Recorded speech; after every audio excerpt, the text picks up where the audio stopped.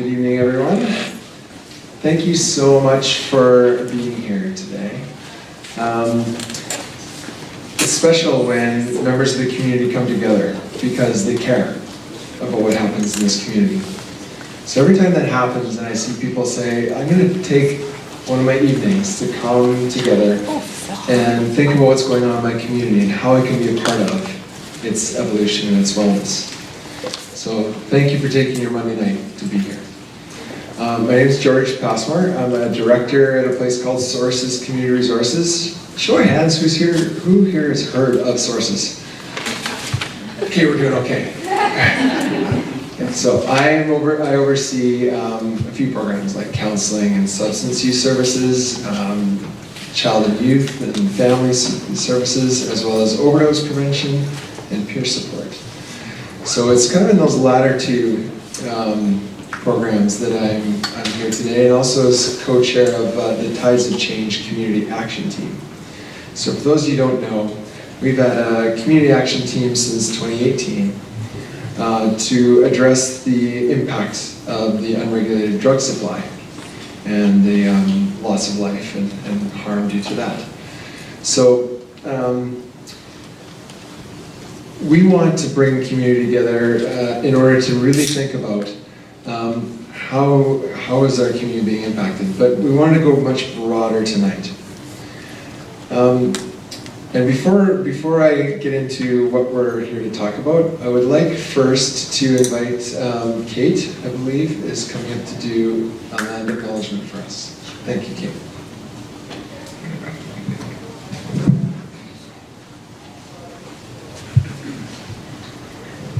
Thanks, because I'm not nearly as tall as George is. We're gathering tonight on the ancestral and territorial lands of the Kwantlen, Katzie, Semiahmoo, and Tsawwassen First Nations.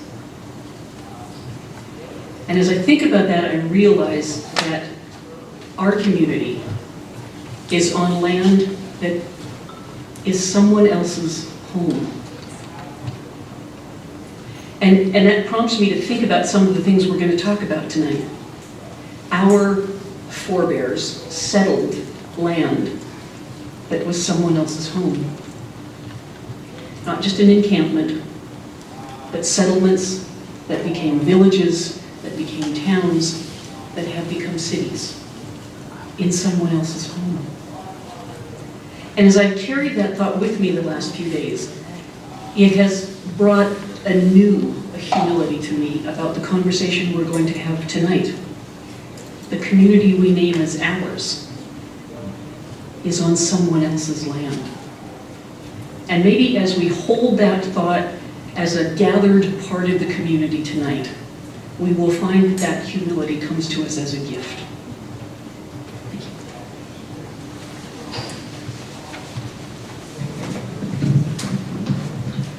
Thank you for that, Kate.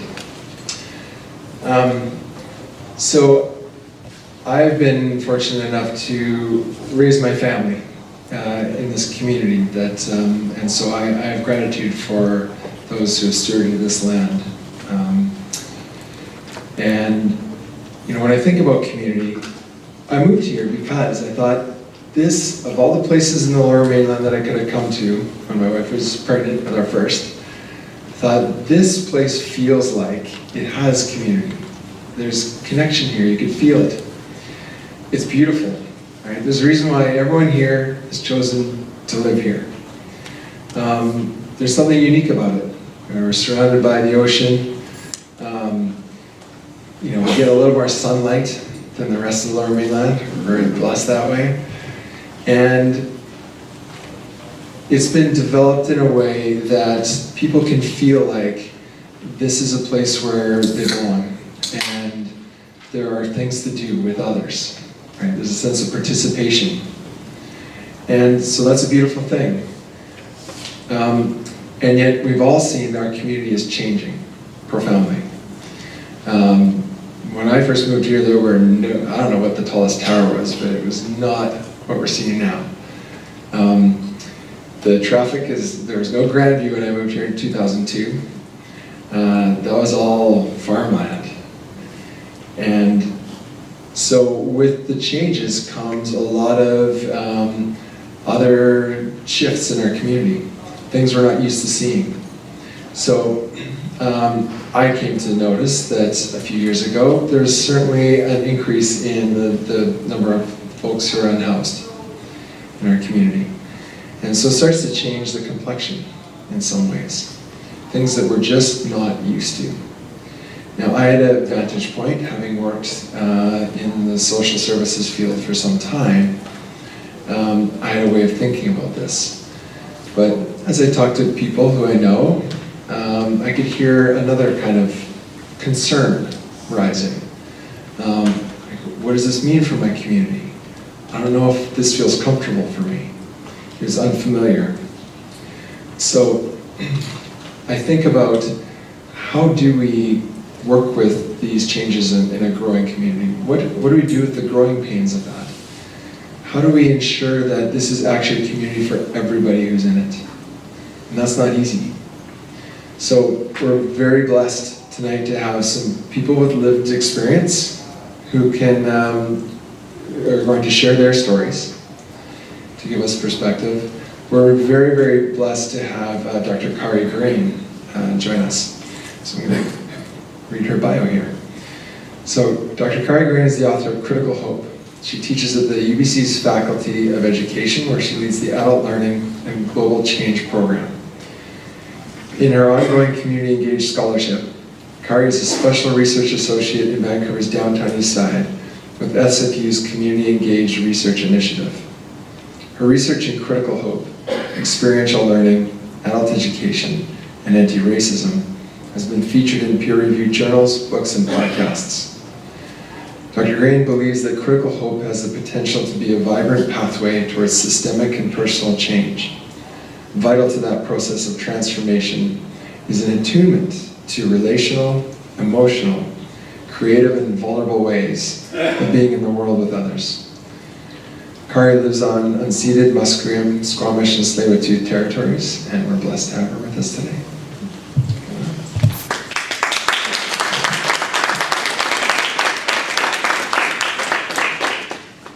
Thank you for this warm welcome. I have to tell you, we had a sort of harrowing drive out here from Vancouver. This is a moment for me to extend my gratitude because right before we were leaving Vancouver, I noticed 2 blown tires on my vehicle. Not 1, 2. And as it was going to take an hour and 10 minutes to get out here. And I called a friend. I just want to extend gratitude where gratitude is due, because those friends who show up when you call them the last minute and say, I need a ride to somewhere an hour away, and I need it now. And not only that, but I said to her, I also have somebody in the car with me, and she's going to be joining me, and she is a hereditary chief of the Newhawk Nation. And her name is Rhonda Schooner, and Rhonda is also here tonight. And I just want to thank both of you for being here and for bathing me in such good energy for such a stressful drive, because I was worried I wasn't going to get here on time. And man, to have good friends in your life who show up for you when you need it, I really appreciate it. Thank you.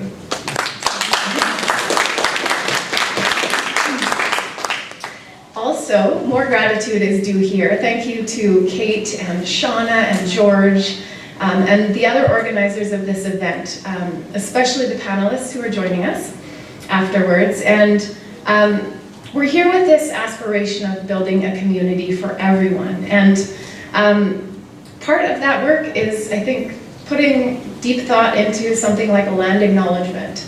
And I appreciated how thoughtful that land acknowledgement was. And for me, it adds a significance because Rhonda is here, and you know, thinking about the land that we're gathered on is an important part of the work that we do. And for me, it's an important part of critical hope as well. So if you get a chance, maybe Rhonda, you could give a wave to everybody.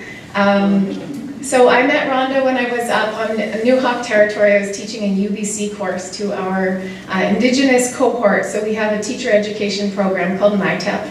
and I was teaching a course to our fully Indigenous cohort on New Hawk territory. And while I was there, I met Rhonda, and then she invited me to come have a meal with her in between some of my teaching blocks, and she gave me some old man's beard tea and taught me about the land. So I invited her to come down to UBC to help teach some of my students. I teach a graduate course right now on experiential teaching, experiential education.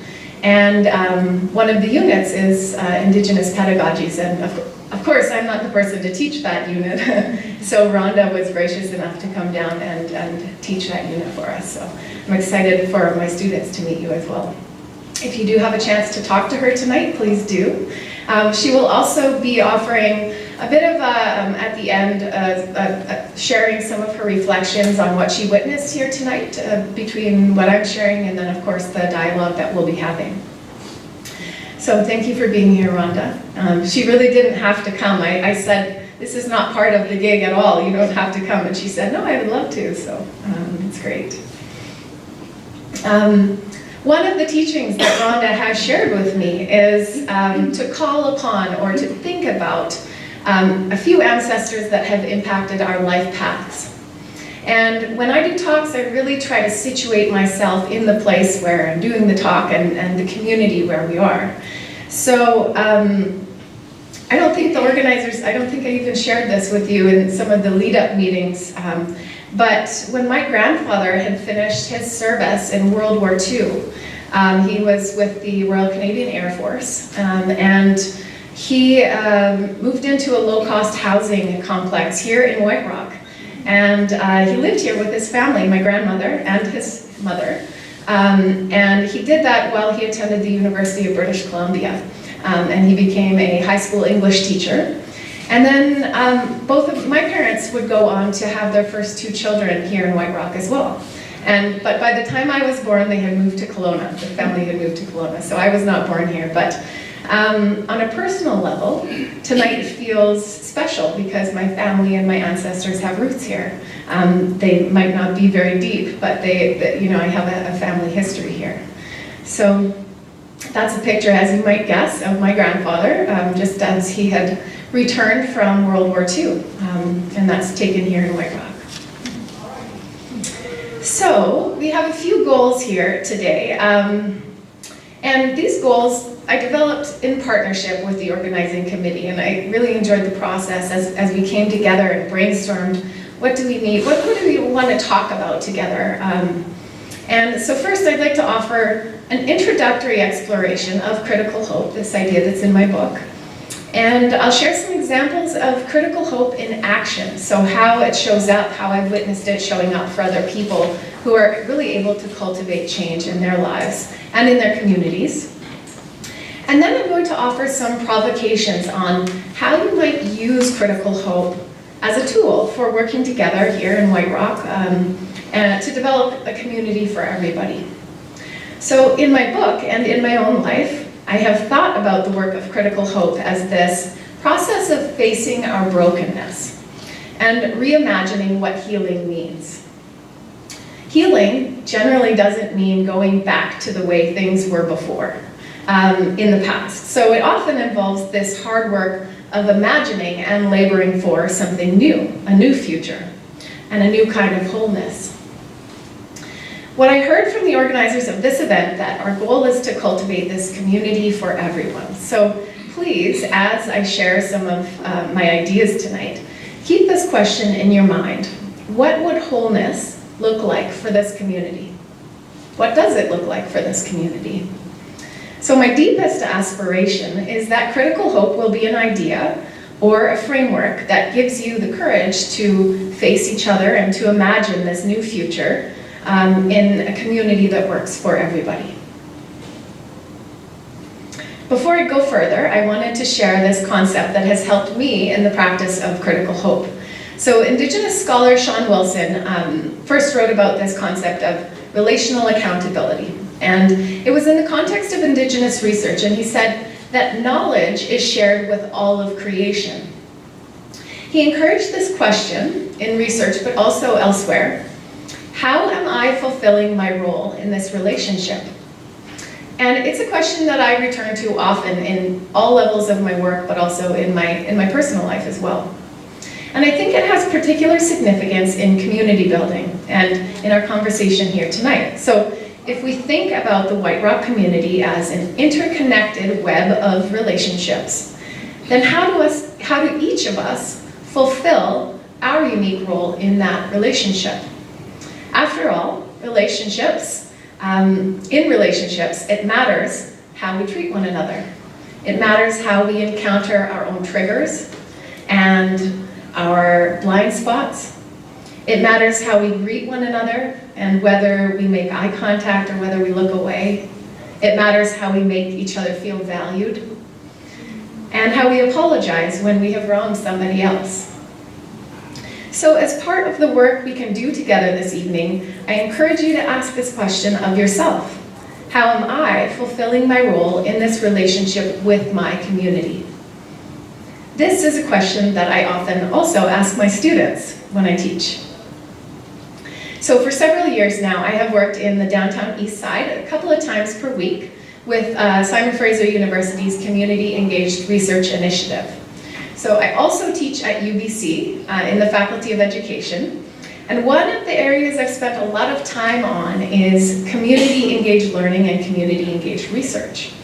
I look at how we can ethically engage with folks across different life experiences and socioeconomic realities without being exploitative, so taking what is not ours to take, without being voyeuristic, so watching somebody else's suffering for some kind of a selfish ends. And then also without being salvationist, and this one gets missed sometimes, so without helping others in order to feel better about ourselves, where the purpose is really rooted in what we're looking for rather than what the community needs. So last week, I actually brought a class of my graduate students, the same ones that Rhonda will be seeing tomorrow, to UBC Learning Exchange in the downtown east side, where we had a local community member speak about his struggles with addiction and mental health. But he also spoke very passionately about a project that he's been involved with for several years called Research 101. And it's a manifesto for doing ethical research in the downtown east side. And it was fully led by people living in the downtown east side, because so many people are coming in and over-researching the area and kind of being voyeurs in that community. So the ethics of human engagements across different stories are complex, and I think the questions we ask in order to engage ethically are as relevant to a community member who is walking down the street to the convenience store as they are to a researcher or a frontline worker or an educator. So some of those questions we can ask about the ethics of this community engagement work is, how do we value the expertise and the hard-earned knowledges that different members of a community possess? How do we learn to view places for their assets and their vibrancy and their resiliency, and not just the things that make us uncomfortable to witness or to experience? How do we keep in the front of our minds the limits of our own understandings and some of what Kate was talking about earlier, which is this idea of humility? How do we keep humility at the front of the work that we do? Now, I know that White Rock is not the downtown east side. I'm not trying to make that comparison. But I also know that many of our communities in the Lower Mainland are facing similar related challenges with the toxic drug poisoning crisis and the housing crisis, the climate crisis. I feel like the word crisis is one of the most common words in our vocabulary right now. Increased level of racism, and both interpersonal and also systemic. And there are other challenges unfolding as well, which affect most folks, including inflation and the rising cost of food and increased isolation and mental health challenges in the aftermath of the pandemic. I've also witnessed a lot of burnout for folks who are working multiple jobs just to get by, or who are working in frontline jobs where people just need a lot of the labor that they're giving and the emotional labor that they're giving out. So our communities, as George pointed out, are changing. And for those of us who are community members and activists and organizers or frontline workers, it means that our responses to that change need to be agile and they need to be adaptable. And the first thing I want to emphasize before I even talk about critical hope is that hope alone is not enough. It is not enough in facing these crises, and if all we have is hope, then change will not happen. We need change at individual levels, and we need it at community levels, and we especially need it at systemic levels. And we cannot manifest our way out of these crises because it requires work and it requires messiness. So before I talk about critical hope, I want to really examine when hope can be dangerous or what can be difficult or challenging about hope alone. So hope can be dangerous when it is passive, when it is not engaging in something that is actively trying to change what's not working. It can be dangerous if it's for the sake of feeling good, and that's something you might call toxic positivity. Hope can be dangerous if it's complicit in harm or injustice, or if it's avoidant of difficult knowledge and discomfort, if we're turning away from that which makes us feel uncomfortable or unpleasant. Hope can also be dangerous if it's naive, and we see this a lot in social media where it's really misinformed. And finally, it can be dangerous if it's prescriptive or if it's overly simple in its proposed solutions. And so this is where it's important that we don't universally apply solutions that work in other communities in this community, because this is a unique place and it requires the solutions of the people who live here. So what is critical hope then? What is special about critical hope or different?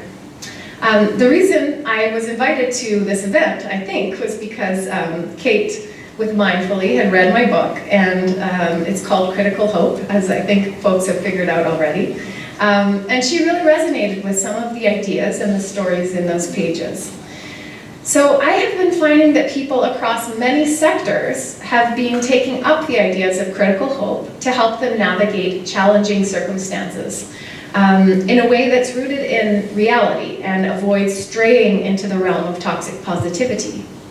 So critical hope seems to be some kind of a nourishing tool for people, which is more than I could have imagined it would become. And I think about critical hope as a verb. It is hope in action. Critical hope is about facing what is most challenging in our lives and in our communities, and recognizing that hope is a changing relationship. Our relationship to hope will change depending on our experiences and the degree to which we feel valued and safe in our communities. And I want to emphasize something. I'm not an expert in the drug poisoning crisis or policy making or the housing crisis or some of the critical issues that I know are intertwined with what we're talking about tonight. I simply offer critical hope as a tool that you might take up in your own community and in your efforts to build a community for everyone. And I believe that the panel dialogue that we're having afterwards will really be where the work happens to establish how critical hope might be taken up in this complex community and in the community building work that you're doing here. So I'm going to share just a short quote from my book. And to me, critical hope is a dance, a negotiation, a heated entanglement between a critical awareness of the problem, or many problems, at hand, and the spark of spirit that insists on hope. Not a naive hope that things will get better, but an abiding wisdom that change cannot be created without a foundational starting point of hope. So I'm going to share here a slide with a lot of faces on it, and they are people who have helped me theorize and enact critical hope in my research and my teaching. And they're not just scholars. That's really important to say here. They're not academics. Some of them are, but they're activists and friends and poets and community partners and collaborators. The work of critical hope is the relational work of community. And so when I see these faces, it reminds me that countless people have written and sung and told stories about hope long before this scholarship on critical hope. So I share these faces in gratitude. There's a lot of gratitude circulating tonight. And also in recognition of some of the idea makers who inform these understandings. And I encourage you to think about what faces you would have on a slide like this. Who are the people in your life who have given you an education in hope or in resiliency? So critical hope has deep philosophical roots. The term was coined originally by Paulo Freire, who was a famous Brazilian educator and activist, and he wrote this book called Pedagogy of the Oppressed. It's required reading if you go through an education degree. And in that book, he really explored how we can educate people, not just by shoving knowledge into their head, but by giving them, he called that, by the way, banking education, where we just like deposit knowledge as if it's material wealth or something. And instead, we educate them by teaching them how to read the world, how to think critically. And he imagined that education could be a practice of freedom. So although he coined the term critical hope, he didn't necessarily have a lot of time in his life to round out this theorization of what it meant. And in his foundational writings, though, he did offer a few key characteristics, and I'm going to share them here, along with a few more that I have gathered from my research and that I have found to be the most important.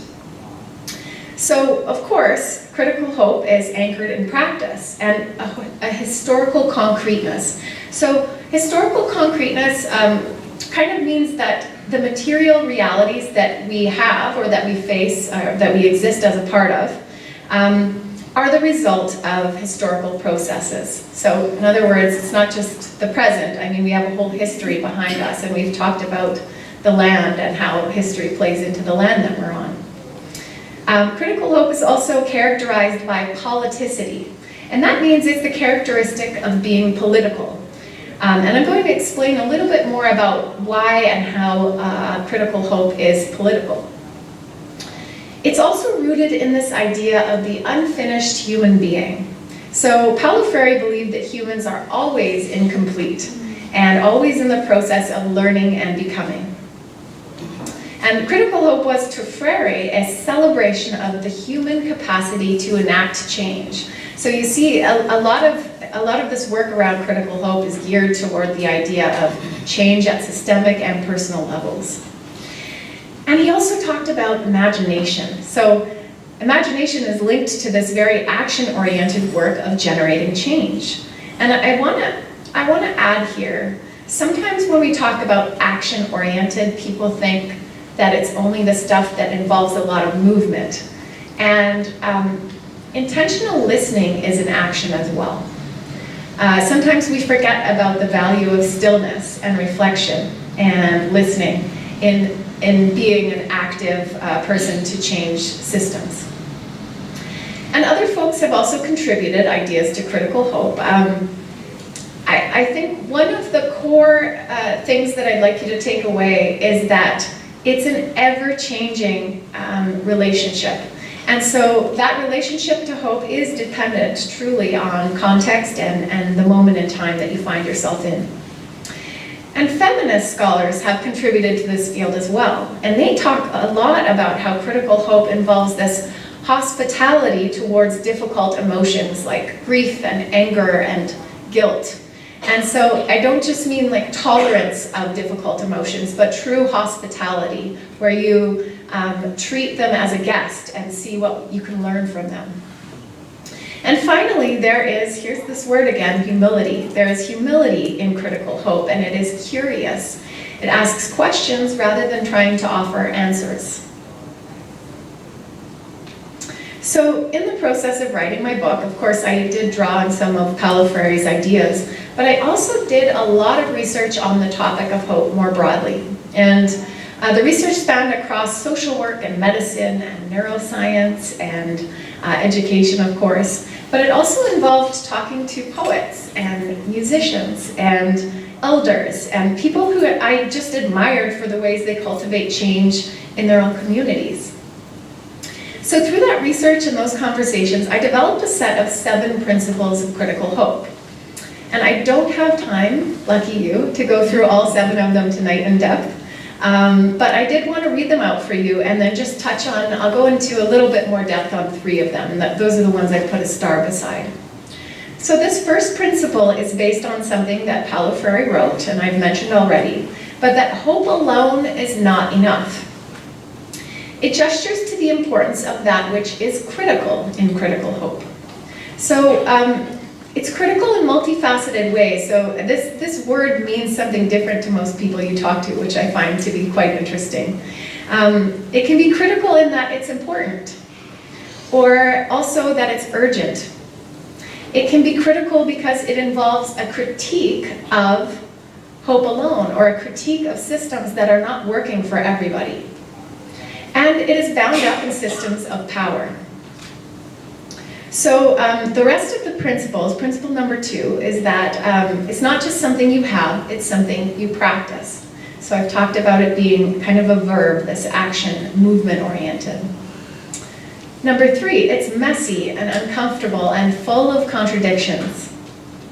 Number 4, it is intimately entangled with the body and the land. Number 5, it requires bearing witness to social and historical trauma. 6, it requires interruptions and invitations. Often I see in this work that the interruption, we're good at doing the interruption part, but we don't always provide the invitation for what else can come after that.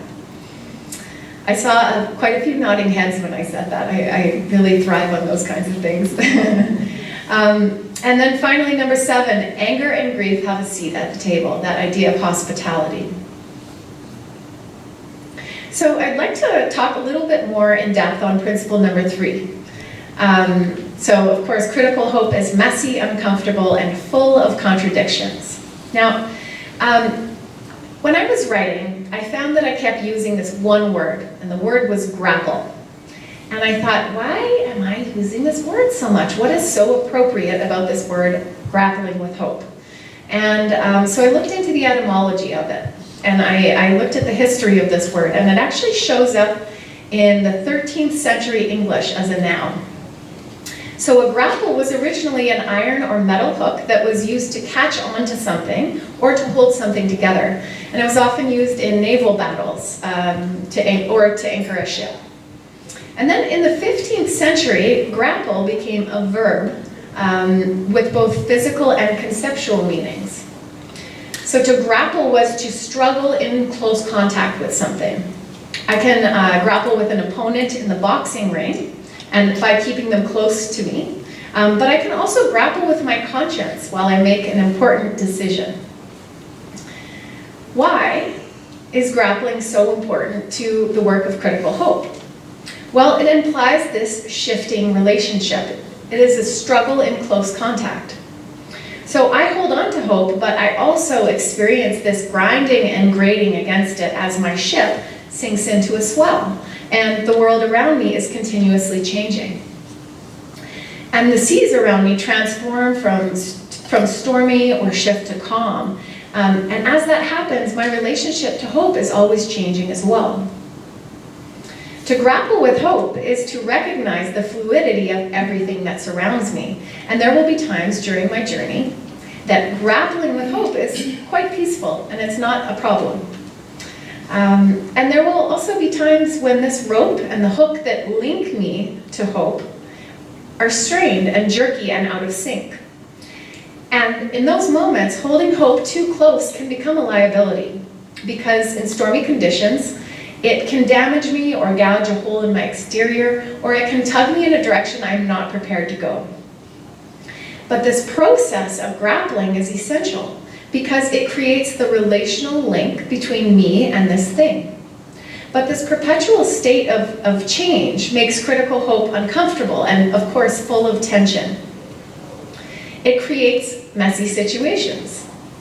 And in some ways, it is a living contradiction, because we are simultaneously trying to hold something close, but we're also kind of fighting with it. So I'm going to shift now to principle 4, where I'm going to spend a little bit of time, more than principle 1 and 3. Principle 4 actually states that critical hope is intimately entangled with the body and the land. And I had originally conceptualized the body and the land in the same principle, but I have increasingly found that they each deserve their own principle. So this is the updated version, if I ever do a second version of my book, second edition. So I'm going to actually focus, given our timing, I'm going to focus here on critical hope's relationship to the body. And I'll do this through a personal story in a few minutes. But first I wanted to explore it through neuroscience research. So please keep in mind, neuroscience is one form of knowledge that helps us understand critical hope in deeper ways. And I see story and poetry and oral histories as equally vital ways of understanding something so complex. As an explicit caveat, I am not a neuroscientist. I did invite a neuroscience researcher to co-author that one chapter of my book with me. And together we kind of bridged the world of neuroscience with my world of educational research.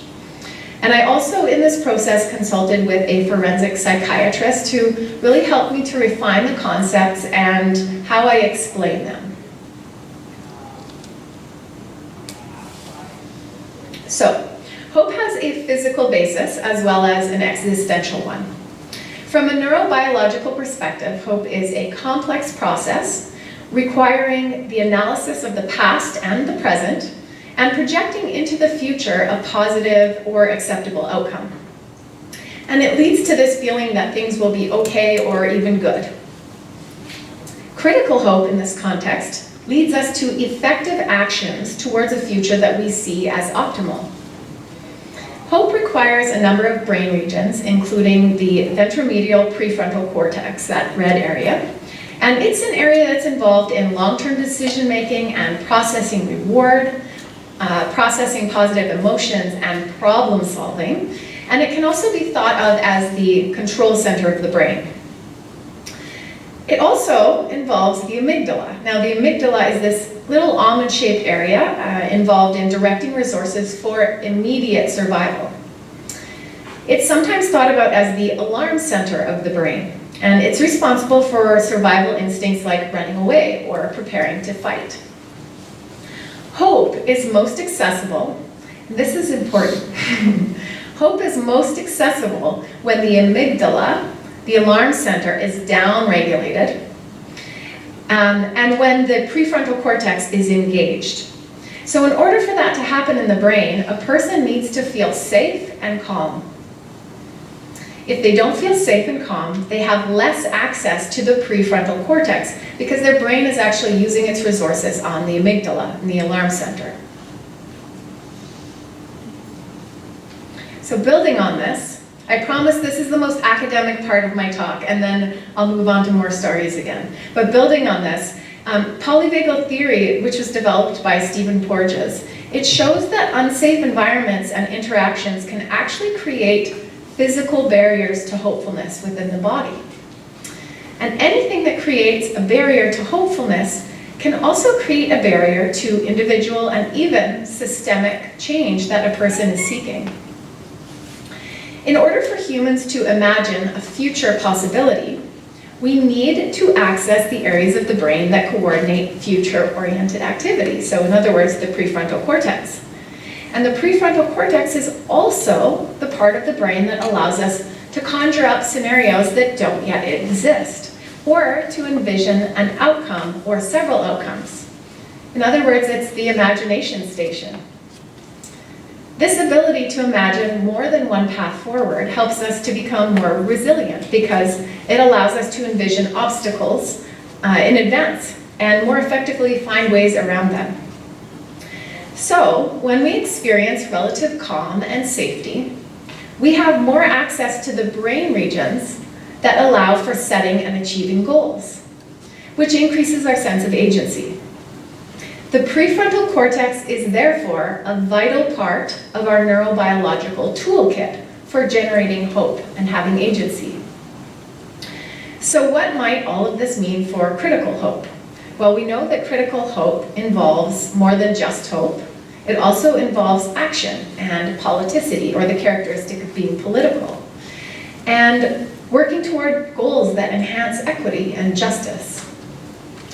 But perhaps where this is most political is in the understanding that those who experience the most physical and psychological safety are the ones who can most easily access their prefrontal cortex. So safety, in many ways, is a form of privilege, and it's one that compounds over time. That is because, according to polyvagal theory, the brain creates predictive models of the world based on our past experiences in order to avoid danger and in order to achieve goals. So what renders all of this information quite political is the fact that many institutions in society, like schools or the justice system, the healthcare system, and the like, are collectively responsible for the predictive models that our brains are building about whether or not we will be okay, about whether or not we have the power to manifest our desires, about whether or not we can access the part of the brain that generates hope and imagination. So these powerful institutions and parts of our communities have traditionally been designed by and for folks who have long been in power. And it also means that the people who have not been included in setting up those systems or in helping to lead them now in the present day are usually disadvantaged by them because they don't have a say in it. So this can be as simple in a school situation as a child who doesn't see teachers or leaders who look like them, or who doesn't see any classroom materials that represent their own physical appearance or their culture. Maybe these children are bullied, even mildly from a young age, for standing out. And this child's brain is already creating predictive models of the world based on their experiences. So maybe their brain is already drafting a predictive model that assesses school as an unsafe psychological space, or that assesses most peers as threats. And that can continue into adulthood. So if institutions and workplaces and the different parts of our community broadly do not generate a sense of safety for all people from a young age, the neurobiological disadvantage compounds over time.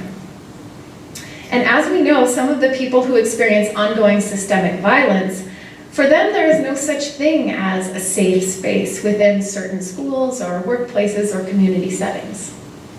So, when somebody has experienced a consistent lack of safety from maybe violence or oppressive policies or racist systems or intergenerational trauma or persistent hunger, they're not just disadvantaged because of the suffering that it causes, but also because it affects their brain's access to hope and agency to change the very things that have damaged them. So I want to emphasize here, and this is also important, that people overcome this all the time. All the time.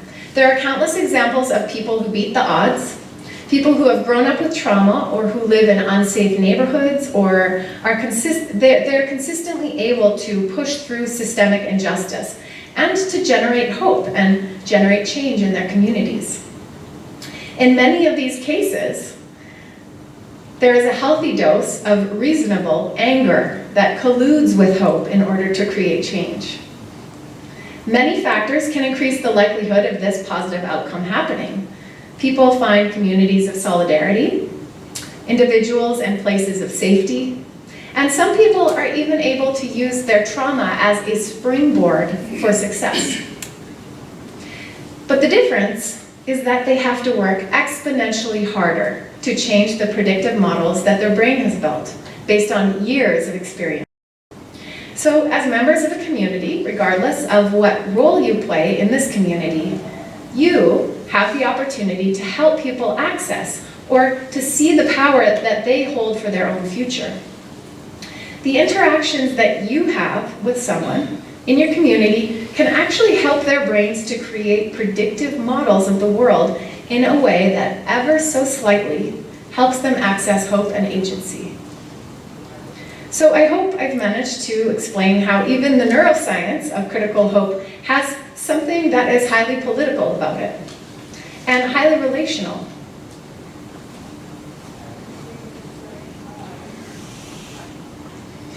Back to principle number 4. I have shared a whole bunch of science now, and I want to go back to a story.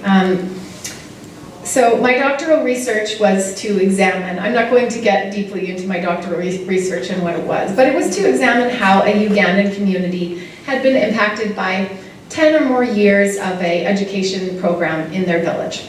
And my project brought me to a rural community called Chidengeza several times, and in my final fieldwork sojourn, I spent 4 months there. And a few days before my flight out of Kampala, we had a beautiful photo exhibition and a dance party and a feast, and the whole community was there at the public library. And I ended up co-authoring an article on that experience together with the 7 Ugandan co-authors that I've taken a screenshot of that article here. And I said my goodbyes to them and went to catch my flight home, so I had to go to Kampala first. My fieldwork was complete, or so I thought. But it was not over yet. It would turn out quite differently than I had imagined, actually. So when I arrived in Kampala, I noticed a familiar aching. I don't know if any of you have ever had malaria. Can I see a show of hands if you've had? Oh, we have a few. Okay, so you know the aching that I'm talking about. And I did go get tested for malaria, and it was true. The doctor said, you do have malaria, but you also have an E. coli infection.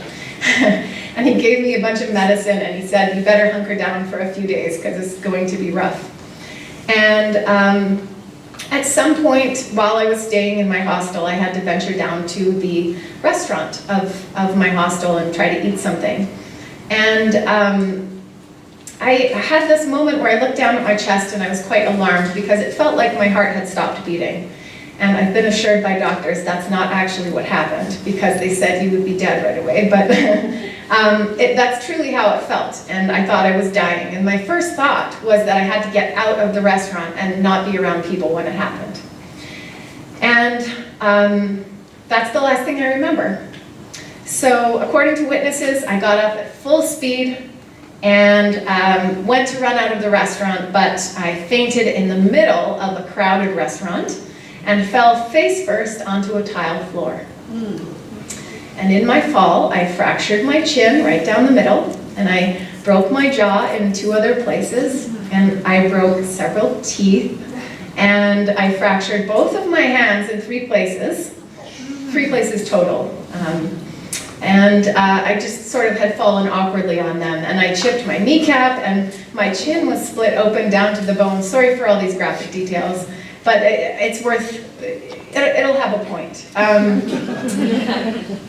It was generating a lot of blood, and so this was truly a spectacular fall in which I never really counted up how many breaks I actually had, but I truly did shatter my body. And that was my body's experience, but at the same time, my spirit was experiencing something different. I was somewhere very bright and ethereal, and I felt surrounded by love, and it was nothing short of euphoria.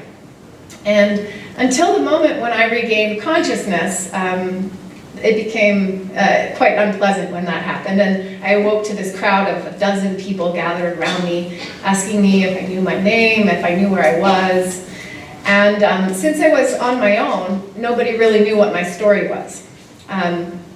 Eventually, the owner of the hostel and a BBC camerawoman named Tina, thanks Tina, more gratitude here, they got me into a vehicle and they warned me that we were going to have a hectic commute because I had injured myself during Kampala's famous rush hour. And trust me, in Kampala, people don't get out of the way for an ambulance. My main instructions for them were to keep calm and to keep pressure applied to my bleeding chin.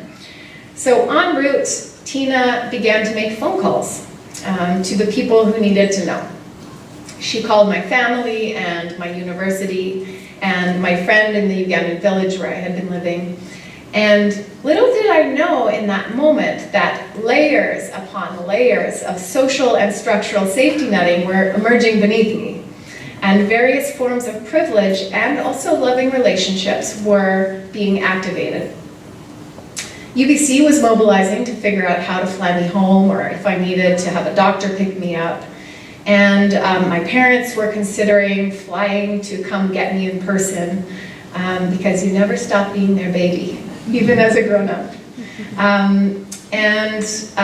You know, cost of flights was not even a consideration. It was something that needed to happen. The Canadian Embassy had found out, and they were trying to contact me and see if I needed assistance. Dan, my closest Ugandan friend, drove 2 hours from the village as soon as he found out. And this photo you see of the chair in the room was actually where he sat at my bedside until the moment I left. And he was so worried about me. And the doctors informed me I could only be cleared to fly if I was accompanied by a doctor who could push my wheelchair and administer morphine on that 30-hour flight. So within 24 hours, I was flown to Canada alongside a doctor and scheduled for facial reconstruction surgery, of which I have had 3. It doesn't just happen in one go, as it turns out. So my jaw was wired shut at that point for 2 months, and I had a lot of time to reflect on brokenness. So this experience with embodied brokenness allowed me to cast a researcher's eye, because I was still trying to finish my PhD, on brokenness as this larger phenomenon. So if my body was data, what could I learn from fracture and the meaning of healing? In my own exploration, I found that in my case, my brokenness was very tied up in power and privilege. And I knew that the outcome of an injury like this would have been very different if it had happened to any of my Ugandan friends. It wasn't just my body that broke, though. It was also my understanding of the world up to that point. So it brought into sharp focus the inequities of whose bodies are valued and who can afford to take risks and who can cross borders at will for the sake of a degree. I also realized that fracture or brokenness is a phenomenon that occurs in a lot of knowledge systems and in institutions and in workplaces and individual human lives. So in my exploration of critical hope, I conceptualized fracture or brokenness as a transformative struggle that can cause somebody to be in a relationship with hope that they're trying to grapple with. It becomes a tense relationship. It can result in fragmentation and suffering and disorganization and shock, and a loss of a sense of identity. Fracture or brokenness can be felt through unexpected events or accidents in my case, or unwelcome changes that create a sense of chaos or of grief, wherein the world as we know it has broken apart. And the trauma of this brokenness enacts a need for healing and for reconstruction. But there were possibilities that emerged because of my brokenness. I had agency in how to put the pieces back together. In my state of vulnerability, others were able to care for me, and I was somebody that had never let anybody care for me up to that point. I was always the active one trying to help everybody else. So this strengthened my relationships, and it toggled with pre-existing power relationships when my Ugandan friend came and sat at my bedside and worried for me and my wellness. And much of my healing happened through storytelling, what I'm doing right now. Somehow telling that story out loud helped to make it less scary for me, the more times I told it. So healing, I realized, meant something different for everybody. And I became curious about how others understood healing and wholeness, and how they enacted critical hope. So in my book, I actually interviewed the plastic surgeon who reconstructed my face 2 times. And he was very matter-of-fact about what healing meant to him. Functionality. He wanted his patients to be able to resume functioning of whatever body part he worked on. He said bone will never heal exactly as it was before because that is the nature of scar tissue. And I thought, what a great metaphor for life. I also learned about the idea of bricolage, which was developed by an anthropologist, Levi-Strauss. And the bricolage is this concept of a DIY project where the bricoleur takes different pieces, broken pieces and misfit pieces and create something new out of those component parts. In bricolage, healing can be thought about as creative reorganization. And I've also learned about healing from my own students. So I think of Tim Michalchuk pictured here, and Rhonda, you probably know some of these students that are in this picture. Some of the students that I had in Bella Coola, and when I was teaching on New Hawk territory, as I mentioned already, and I was teaching a course on art education of all things, and we had several New Hawk artists come and talk about their creative processes. And for one day of class, we went on a 2-hour forest walk. The task was to collect found objects and observe patterns and textures that showed up in nature. And I asked students to create a new species of creature that had special gifts or abilities. And they built that creature out of all of these found materials. And as you can see, this is Tim with his creature. And it was just incredible to see what people came up with. People who said they weren't artists, or people who said they had no creative capabilities whatsoever. And then the incredibly imaginative creatures that they could create if given the time and the materials and the playfulness. So during that course, we also talked about art as resistance to colonial oppression and art as cultural empowerment. So what struck me about the students' reflections and their evaluations after the course was they kept using the word therapy. They said that being on the land and having time to be playful and to be creative felt like therapy and healing to them. And this was particularly true for Tim. So in this case, healing, to some extent, was about connection to the land and to play and imagination.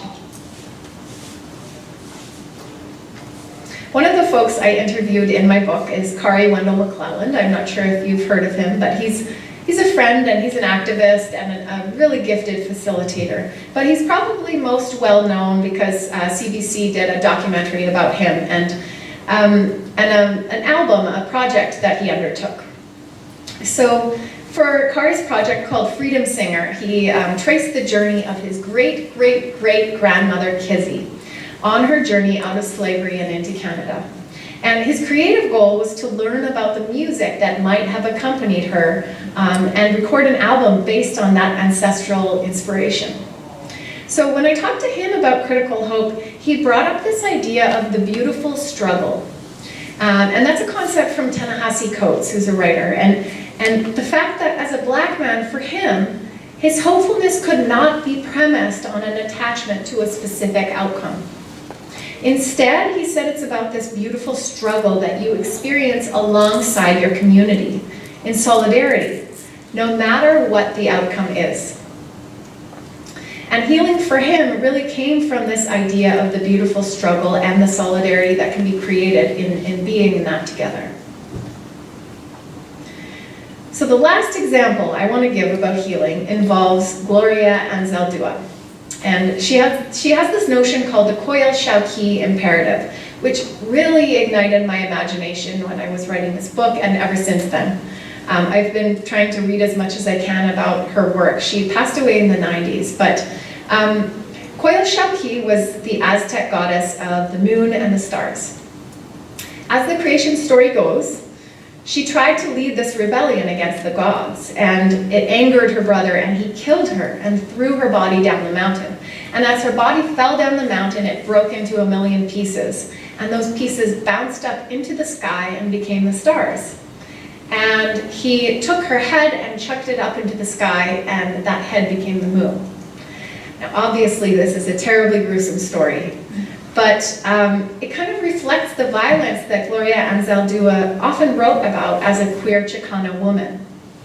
So the Koyal Shauki imperative is the process of healing from the violence and the haunting. She calls it the act of calling back those pieces of the self and the soul that have dispersed or been lost, the act of mourning the losses that haunt us. And as I thought more about this idea, I realized that the calling back of broken and dispersed pieces is not about putting them back together as they were before. It's about becoming whole in a different way. It's about becoming whole in a way that encapsulates our brokenness. It is about stepping back and seeing the whole night sky. It's an expansion of our understanding that leaves room for darkness and space and movement. And what a loss it would have been if Koyo Shauki had just gone back to her smaller self because she thought or somebody told her that that's what healing was. So I want to acknowledge that in the work that we do and in community building, it's rare to meet people who have not faced brokenness in some way. So some questions might be helpful in understanding our individual and community brokenness.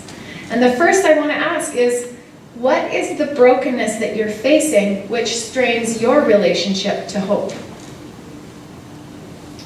What are the consequences of that brokenness? And how can we ensure that we keep those consequences in mind as we move forward?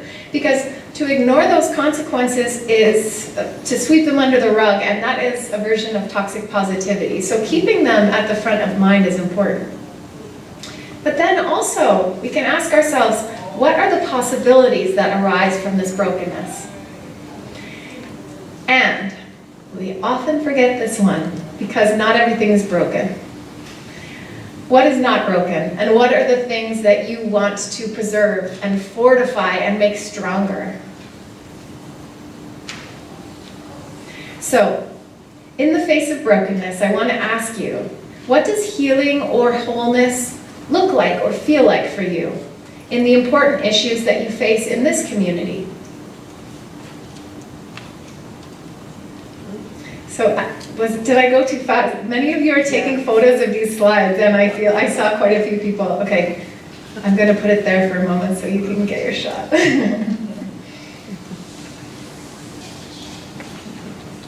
Okay, so as I wrap up, I want to read a quote from my book. Nothing related to hope is untethered from the flesh of those who feel it or abandon it. And any concept that is tied up in the flesh is also highly political, inevitably imbricated with the systems that have been built to value some bodies over others. So with this in mind, and knowing that there are a lot of experts in this room because you're experts on your community, I wonder how you think about critical hope and how you would imagine building a community for everyone. In the name of tonight's event, which is we're at a crossroads. The name of the poster, I think, was Community at a Crossroads. And when I think about being at a crossroads, I see choice. I see this complex web of relationships that together as a messy whole needs to decide how it will move forward. So I'll leave you with a few offerings or suggestions on applying the work of critical hope to this moment of decision making. But please don't be fooled. Although this moment is very important, this crossroads is important, you will always be at a crossroads of some point, of some kind. Think of your daily work as this series of crossroads in which your decisions each day will create incremental changes that you may or may not even notice. So first, you can enact relational accountability, and remember that's asking yourself how you fulfill your role in this relationship with your community. Second, you can embrace the discomfort of witnessing lived realities that are different than yours. Normalize that discomfort. Have the courage to face the brokenness. Third, reject this toxic idea of good vibes only, please. Because if you just go around saying good vibes only, you'll miss out on the vital teachings that we can gain from grief and guilt and anger. Fourth, be gentle with yourself. Your relationship to hope will always be changing, and you don't have to be one way all the time, and it's okay to feel like you've lost hope in certain times of your life. Fifth, don't expect it to be easy. Expect that you will get dirt under your fingernails, and it's hard work.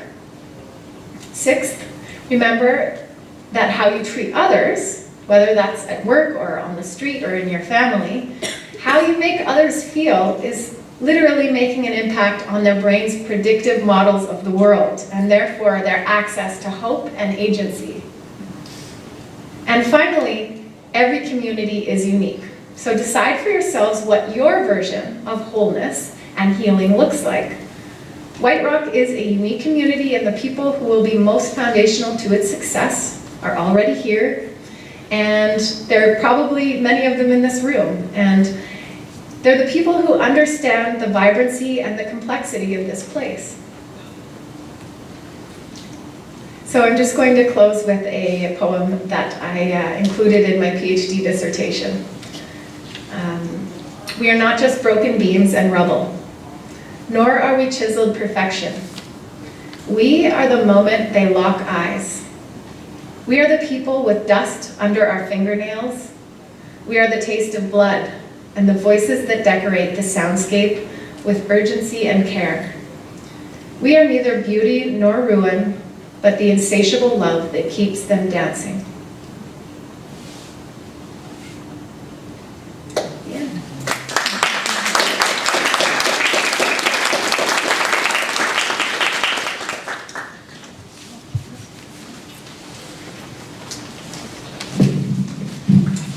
Thank you so much, Kari Grain. That was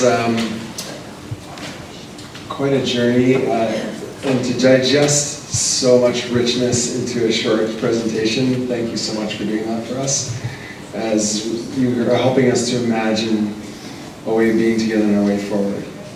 So I'm a counselor, therapist by trade. So I am always interested in activating people's sense of hope, especially when life has brought pain, trauma, and disconnection for people in their lives. So I often, am working with people in an individual way around that, but the team that I have been leading since 2010, I was always saying we can't wait for people to come to us saying, I at least hope enough to reach out for help. We have to somehow make it known that everybody in our community has value, and to activate the sense that there's a path forward for them, that they can reach out for some sense of partnership to help them through their lives.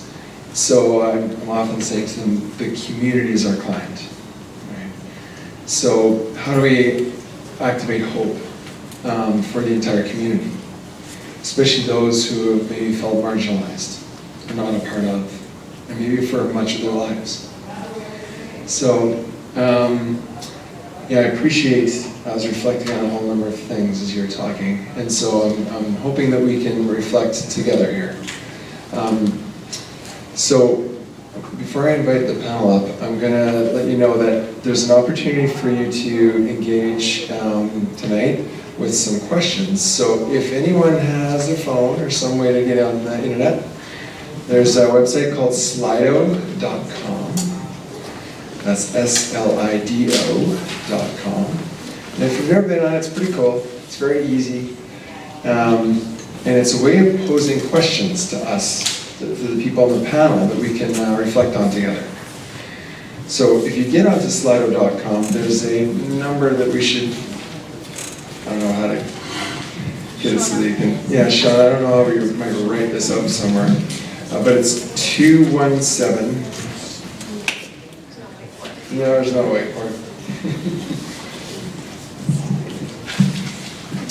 So it's 217-8758. So I'll say that again for anyone. Is anyone on slido.com yet? Yeah. 217-8758. There's a Q&A tab where you can ask questions.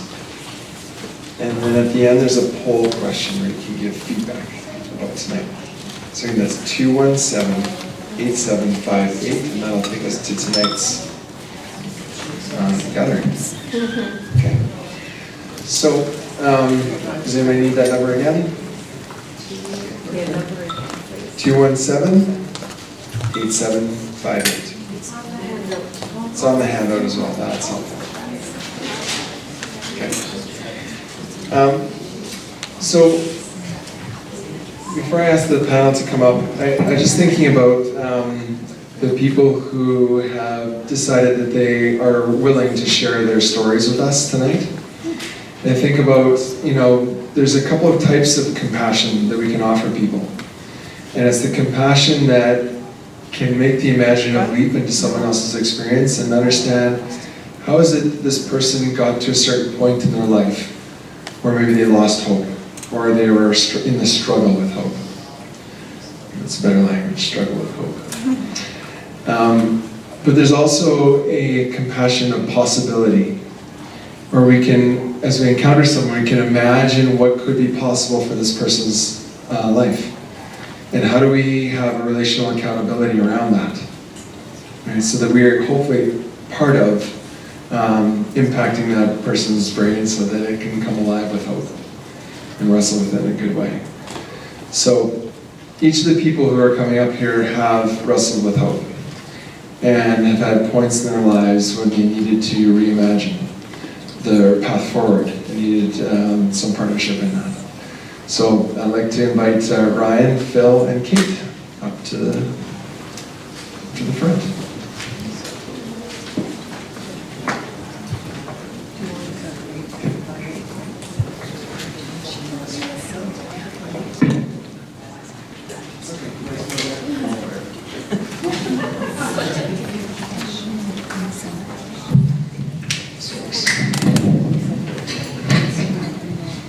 Okay, so we're going to do some mic sharing. This one's louder. Wow, you hold it far away. So I'm wondering if as each of you listen to Dr. Grain speak, if you might just consider, what experiences have you had that you can relate to, help you relate to this concept of critical hope, and how you wrestled with hope in your lives.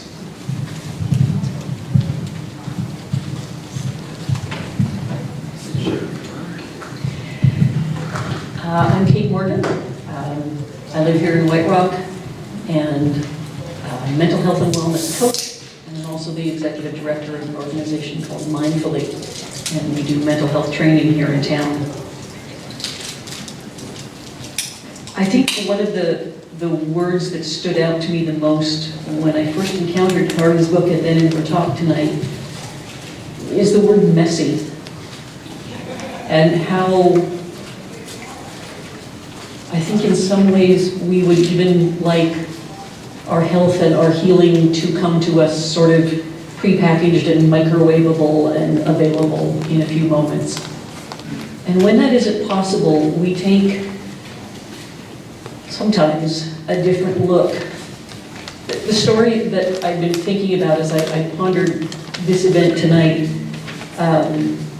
one of my struggles has been with mental health issues, as well as substance use and abuse and being unhoused. And the first psychiatrist that I was sent to see, I had a GP who over time had sort of realized that what was going on in my life was deeper than just, I don't get it. And so he asked me if I would be willing to go see a psychiatrist and to be assessed. And my answer was yes, and I went.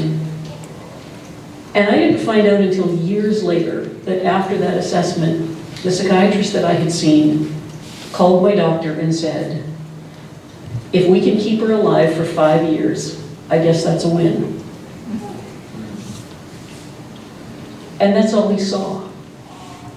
There was a problem with the pulse. And if the pulse lasted for 5 years, he felt like he would have done his job. And while no one said those words to my face at that time, their actions and the energy and their presence with me and their investment in my life lived out those words, which meant there was no hope. And in many ways, I think that it just seemed too messy to dive into, or too messy to fix or to clean up. I moved, by the way, I should tell you that that statement was made almost 30 years ago, so there you go with your 5-year time limit. I moved out here to White Rock and obviously changed doctors and was introduced to a new psychiatrist through the mental health program at our hospital. And I will never forget the first meeting I had with Dorothea Bergen. I swear that I owe, somebody's nodding, you know. I swear to you I owe that woman my life. Because in that first hour that we spent together, she asked about symptoms and she asked about, what my life experience was and medication and all of those things. And in among all those questions, she looked at me and said, what do you dream of? Like, what's your hope with your life? Where are you going? And that is a really different approach than, well, if we could keep her alive for 5 years, we win. It was finding that person, and then through her beginning to find a community that wasn't holding their breath for me to fall apart, but that saw a wholeness, even in all of that brokenness that was my life at that point in time. And the question wasn't just, describe your suffering to me. The question was, describe your hope to me. And that hour was the beginning of a community of people around me that helped me to heal and helped me to grow and helped me get here.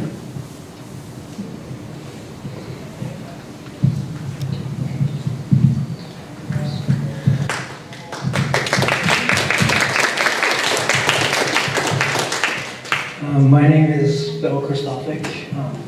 I am someone who has dealt with addiction for a long time. I am also the Delta Community Action Team peer coordinator. But a few years ago, when I look back at where I was, and I had become hopeless. I had struggled with addiction and the shame that would come from it, the guilt that would come from it, and the cycle that would perpetuate from it, for decades. And I had lost my connection to myself and to my community, to people around me. It didn't matter if I was surrounded by 1,000 people, I completely felt alone.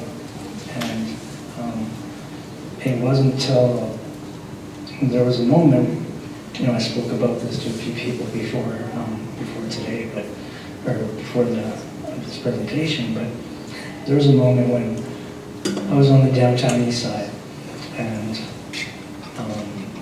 I was behind Insight. It's a safe injection site, and I was in the back alley and I was using.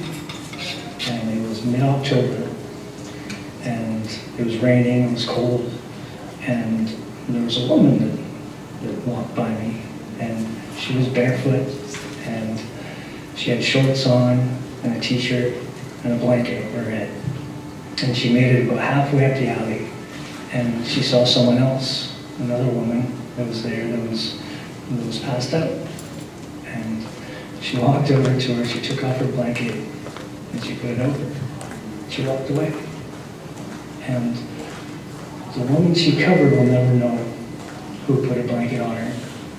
And I'll never know who that woman is. And I wish I knew her name, because I see her every day in my mind. And I wish I could thank her, because that moment for me changed my perspective on this world. Being in one of the worst places I've been in my life, and seen certain things in my life, I saw the most kind, compassionate, beautiful thing I've ever seen. And for myself, using for 23 years, 3 days later, I told my family, I told my friends that I'd been using this whole time. 3 weeks later, I was at a withdrawal management center. A week after that, I was at a treatment center. And, it's been almost 2 years now that I've abstained from all substances. And the hope that she gave me is now the work that I do, the way I live every day, hopefully I can give a bit of hope to somebody else who sees that and repay her in that way.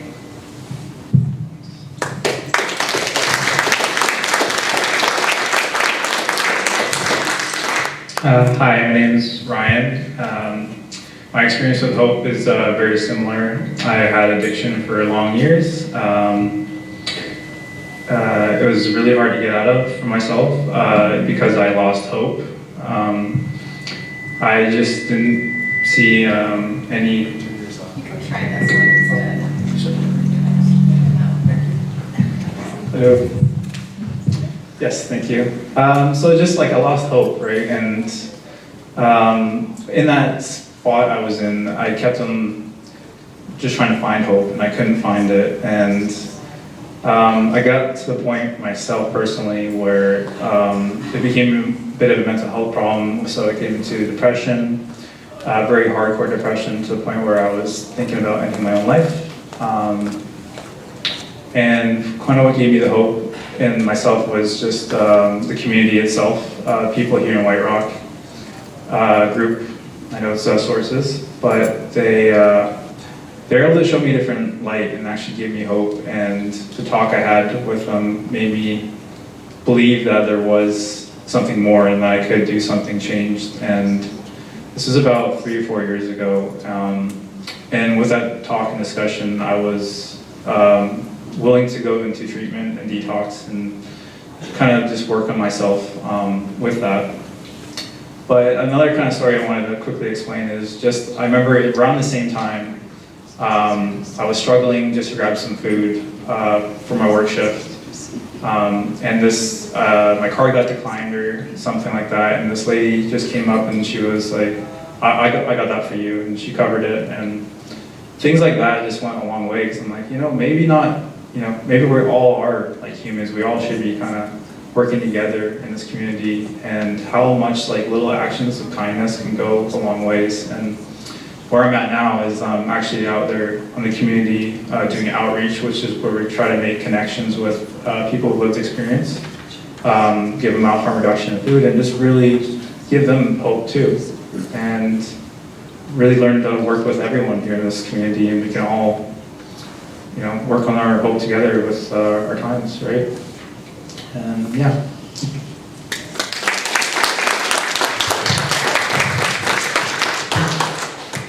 So you're talking about that relationship with community and how that can be such a positive, transforming experience, but it can also do the opposite, right? And you've seen those tipping points and how they can be at different points in your life. As Dr. Grain said, our relationship with hope can change, right?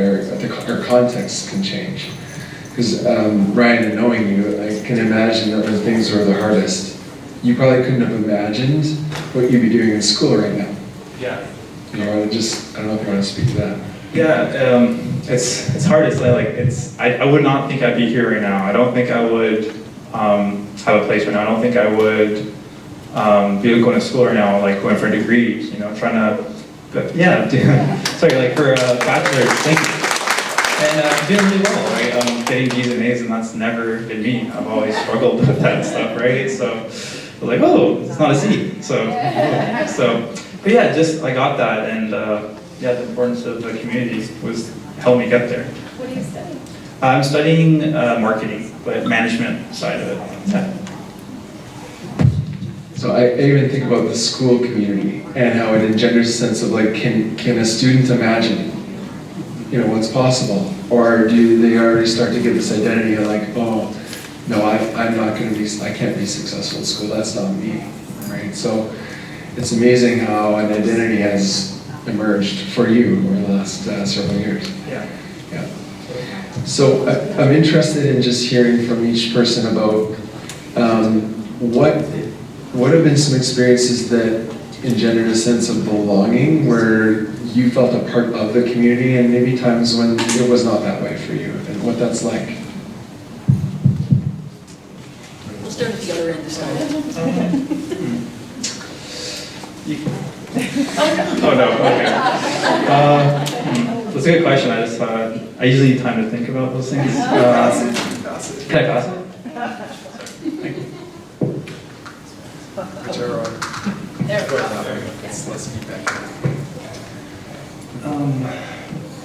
Yeah, so the Delta Community Action Team has been doing a campaign called Connecting Delta Through Art. And it went, we started May 1st and it ends May 31st. And so when I was going to our different community partners, I was dropping off the sheets and the posters and everything. And I'd gone to the McKee House in Lander, which is a senior center. And I'd never been inside before, and I kind of went into a side entrance. And so the front door was way over there. I went to the side entrance, and everybody was so nice and smiling at me, and I was saying hello to everybody. And then the person that was, I guess, I don't know if it was the custodial engineer or who it was, but he was kind of sweeping up some stuff, and he saw me, and he gave me this look, like, what are you doing here? You know, like, you don't belong here. And he was just like, hey, it's like, can I help you? And it threw me off guard, you know. In the last 2 years, I've come so far, and I've been doing so many positive things. And one look, one moment from someone brought me right back down to feeling small again.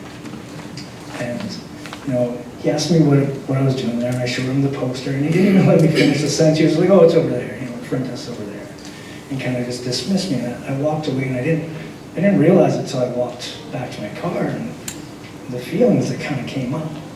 And, you know, it's those things where you can hear 99 good things about yourself. And that one negative thing you hear about yourself, that's the one that sticks in your head. And, but other than that, you know, I'm very blessed and grateful to be part of my community today.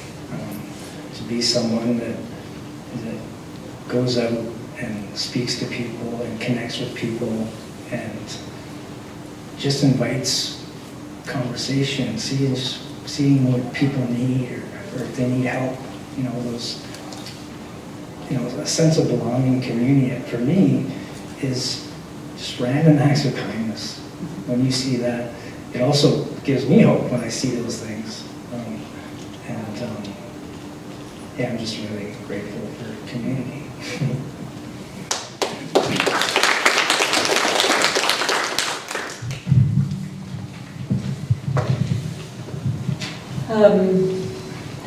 When I think about the ways or the things that have caused me to struggle with hope and then the things that have helped me to grapple and hold on in that sense,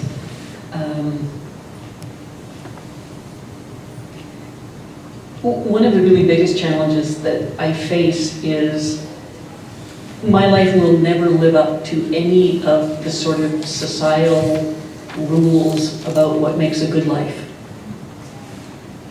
I lost more than half my life to mental illness and substance abuse and being unhoused.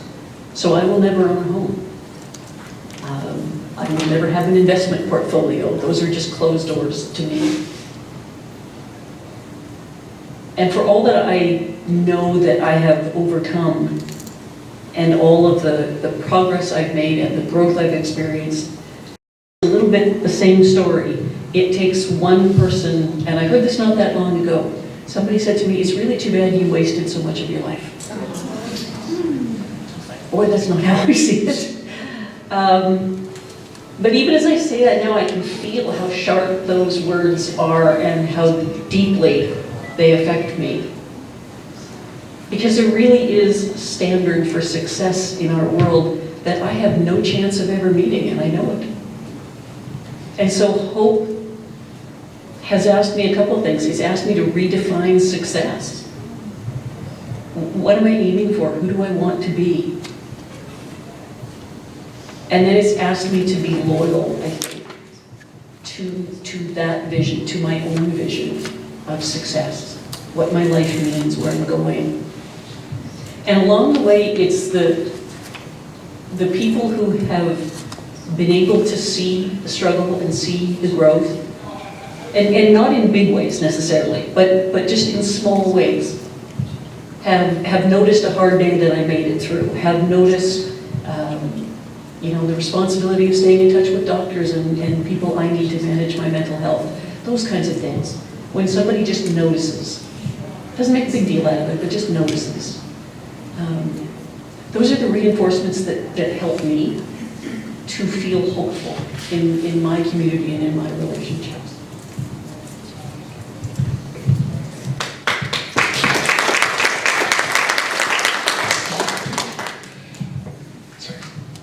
So,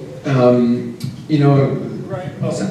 All right. Oh, you got, sorry. You got something? Yeah, for me, yeah, the community, I really got to see a lot, I guess, from both sides. Being an outreach team, and I think White Rock, we have some really awesome people here. Just seeing things like someone crying, right? Just random person crying and someone going over, is something okay, someone can help you. Someone tripping, they're helping them back up. And that goes a long way. And I can try to speak, but for other people, when you have that, just looking at someone, giving them the smile or the nod, or just giving them recognition that they're human, that goes a long ways with people, especially with the people I talk to. It can make their week just from that little interaction. But when it's not that, when you're kind of looking at them like they're not human or they're kind of below, it's so powerful, and I think it's more than just for the words we're saying. It's it cuts deep for them, right? And it's something that you hear a lot, and it builds up, and and that's all just based on how we interact with each other and how we smile or not smile, right? And yeah, but we're all human, right? So obviously no one's perfect, but just something I think is good to keep in mind sometimes.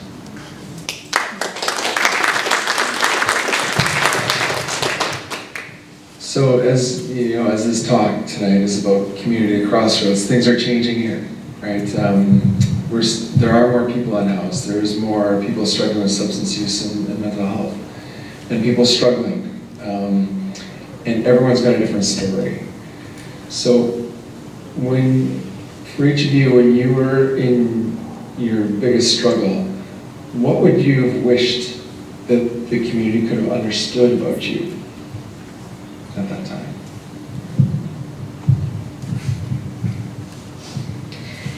I'm going to share a story that's only partly about me, but I promised I would do this, and I need to keep my word. Tuesday mornings, I have the best opportunity in the world. It is the room where I honestly feel most at home. I love being there. I get to hang out with a group of folks who have lived and living experience with substance abuse issues, with being unhoused. And I asked them that question. Told them I was going to be here tonight. And I said, if I can bring one message with me, what would you want that room full of people to hear? And a couple of people answered, and their answers was great. And then one person said, we're human. And everybody around the room agreed. And a handful of people in that room, me included, had tears in their eyes. We're human. I used the phrase earlier that I had a doctor who saw me as a problem with a pulse. He didn't see me as a human being. And so that's the one thing I would offer as we see the changes in our community and feel disconcerted by some of them and are not sure how to react. In that first moment, can we recognize that the person on the median asking for change, or the person we see in a public space using or struggling with a mental health issue, can we make that first step? That they're human, just like me, same needs, same feelings, same values, same dignity. They're human.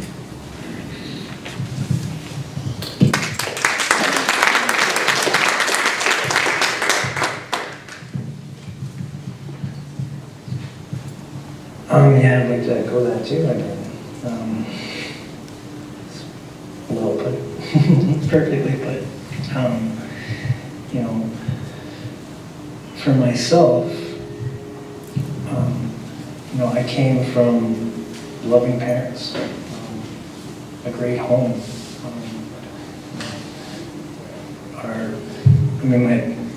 We didn't have a house. My dad actually, we had a sailboat.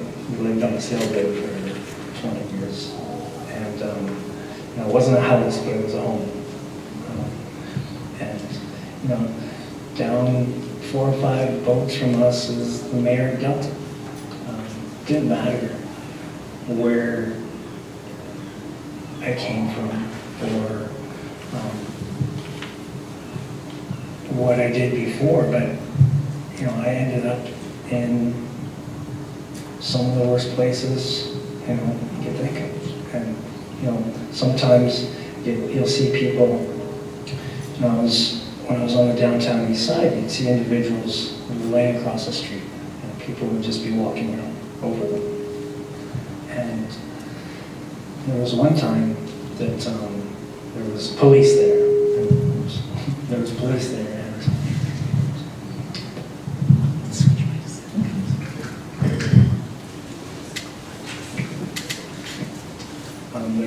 there were police there, and they'd walk by him, and people would say, "Well, aren't you going to check him?"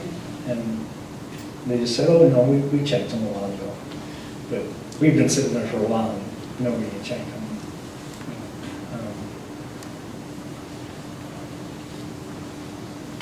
It's hard to see that, and then I became someone that people were walking over, right?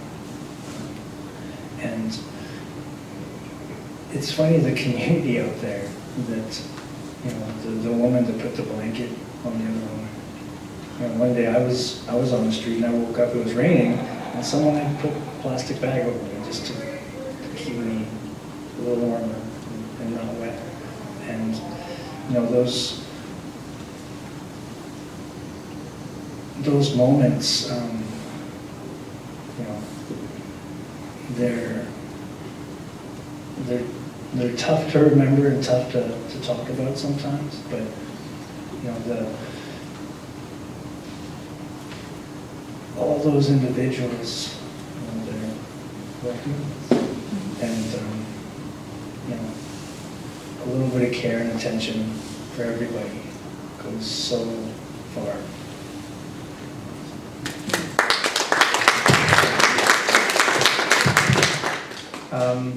For me, I think the biggest thing I'd like everyone to know is that was my biggest time of need. That's when I needed help more than any time ever in my entire life.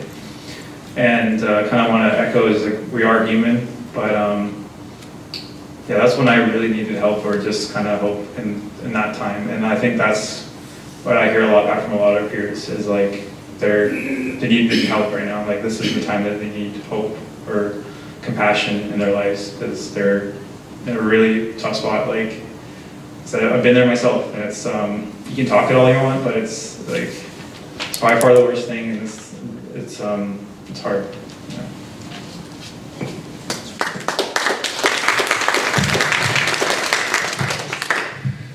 So I want to echo that. I remember I did a documentary a few years ago called Moments to Milestones. It was for first responders.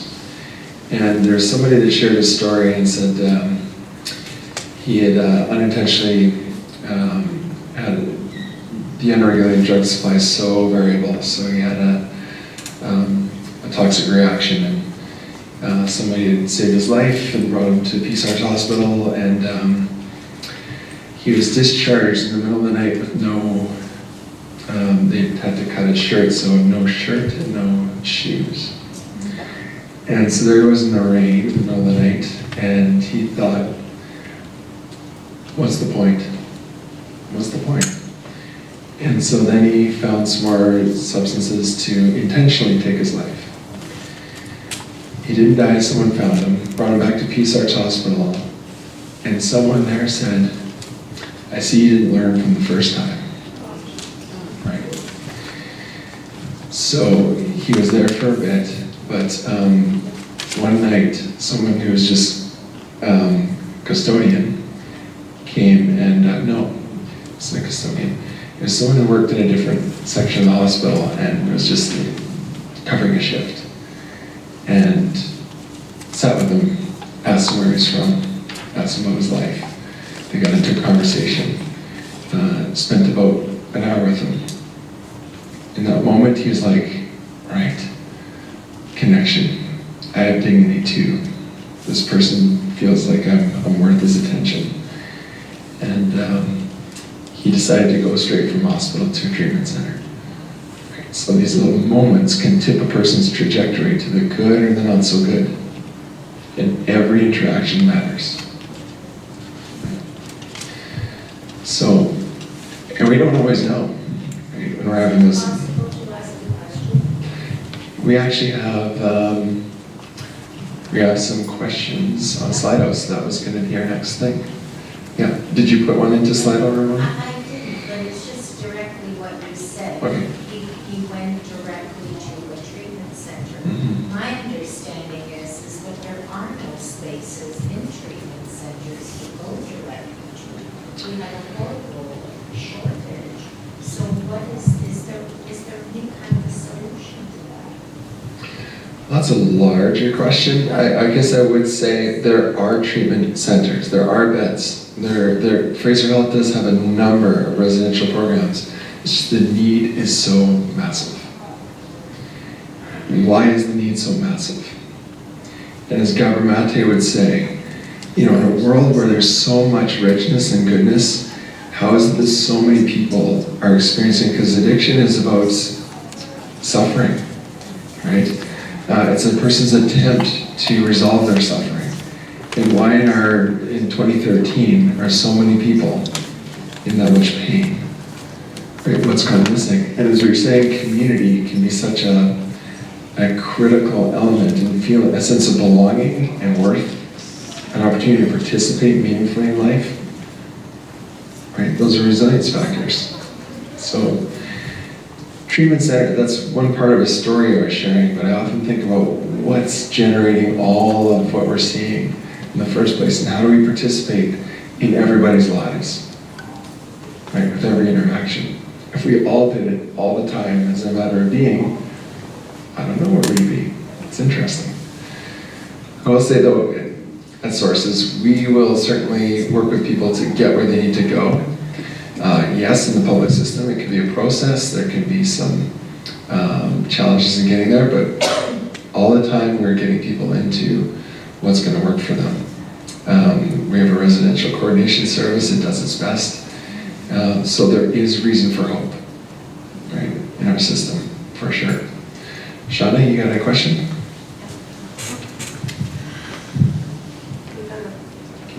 Okay, I'm gonna do other. Yeah, sure. All right.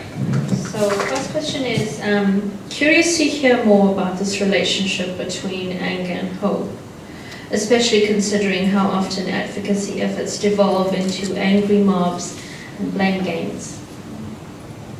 That's kind of the first question / statement.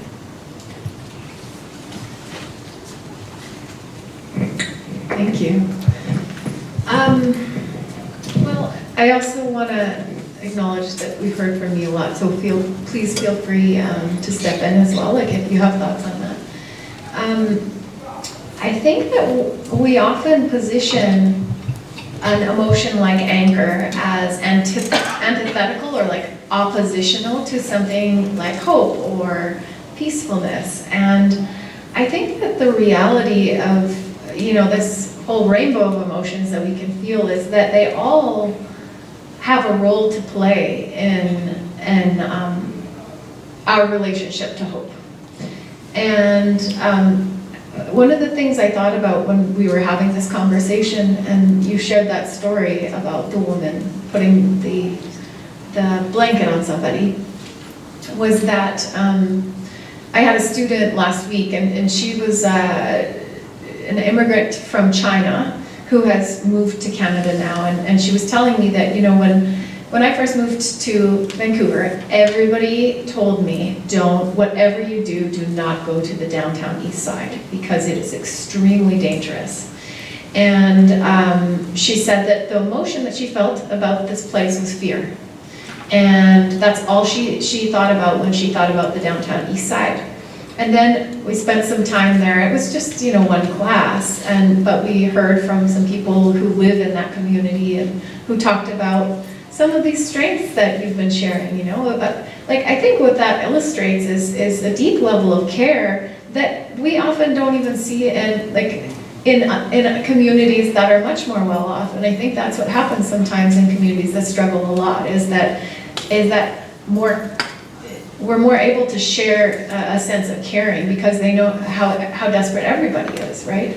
And so for what she said was, I used to feel just fear about this community. And she said, I still feel fearful. I still feel fear when I walk out the door, but now it is mixed with inspiration, and now it's mixed with a sense of how beautiful things can be. And I feel happy that people like Nick exist and are trying to have a leadership role in this community. And I think that's kind of the key, is that it's not like of course there are forms of anger that are violent and should not be permitted in a space, but it doesn't mean that anger itself is the problem. I think often anger denotes a passionate conviction that something has to change, that something is not right here. And sometimes people don't know how to express anything other than anger when that happens, but often anger is the only rational emotion in response to a situation. And of course, angry mobs, not a great situation, but there are forms of anger which can cultivate important change, and I talked about it colluding with hope. Anger can collude with hope to create action. So, yeah. Yeah, I just want to riff off this for 1 second. Often it's said that anger, all emotions wake us up to something that could be important. And my sense is that anger wakes us up to our dignity, right? And so I think it gives us energy to stand up for ourselves or someone else or a cause. Then how we do that becomes the question. So, when that person shared the story with me about his emergency room experience, I was so outraged. And I knew that though if I approached it with outrage, what would that do? How would it cultivate more community for this person? So I think it's important to not become the angry mob, but rather than say, everyone's a human. Everyone's having their own human experience with all of this in life. So an appreciative lens for me becomes, how do I imagine the lived experience of someone who works in a place like an ER? What's the culture they're surrounded by? What messages do they get over and over and over again?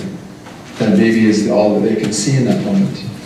So Shauna shared a quote in one of our CAP meetings recently that said,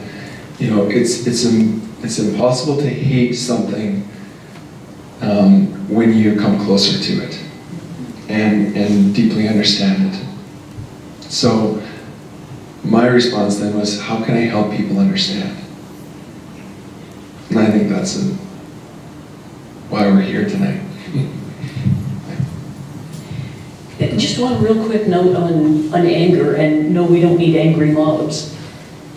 But I needed something to fuel that hope of change into the action of change, into the work of change. And it was my anger at the way my dignity and my life and my future had been discounted. That anger brought some fight into me and the willingness to strive. It helped. It was like fuel that I needed to go forward.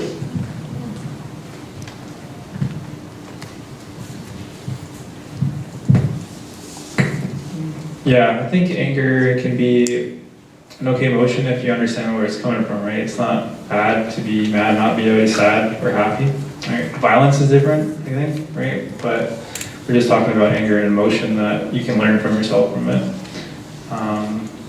I guess that's kind of my opinion on it.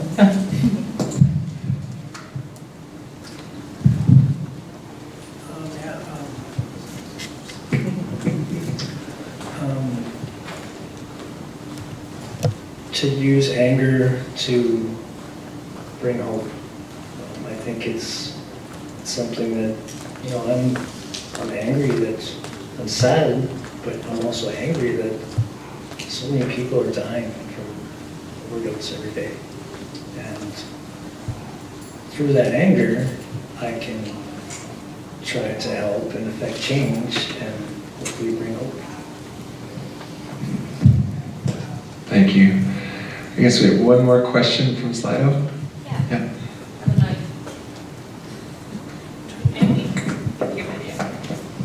Okay, so I'm going to combine two questions actually. What do you suggest people do if they're afraid of seeing people doing drugs in public?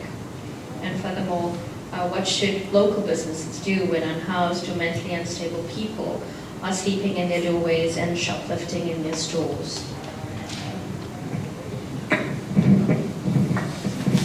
This is one of those questions where I really think the people living in this community and the people with lived experience can probably offer something more useful. So I'm going to pass it to you.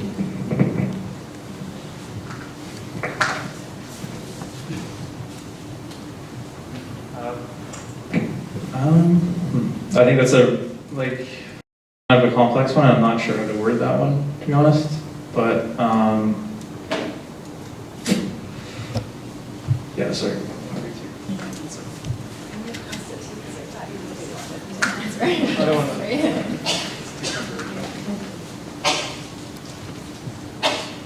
This is such a challenge. Am I on? There we go. This is such a challenge because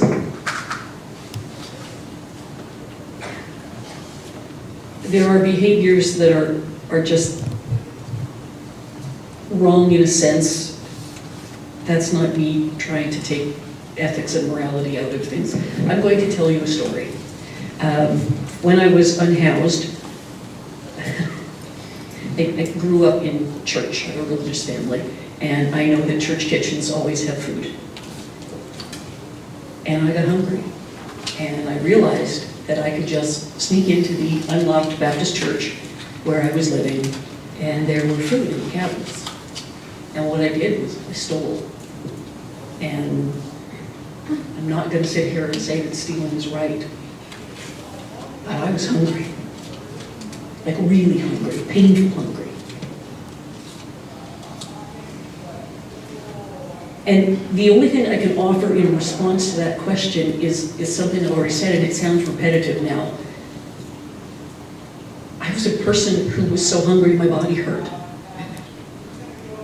And I don't think that the people who soon realized that I was stealing from the Baptist church kitchen and put locks on all the cabinets, saw me as a person at all. And so while I can't paint you a path to the end or the resolution of this question, it just goes back to something that we've all said up here, which is all of these begin with a human being. Not a problem, they begin with a human being. If there's somebody sleeping in your doorway, it's not that they thought it would be a great idea to sleep in your doorway and they left their nice warm bed to, tick you off by sleeping in your doorway. It was dry, a maybe, or out of the wind, maybe. Or it felt safe because it was maybe out of sight, maybe. But there's a complexity beyond the act that we need to be able to engage with.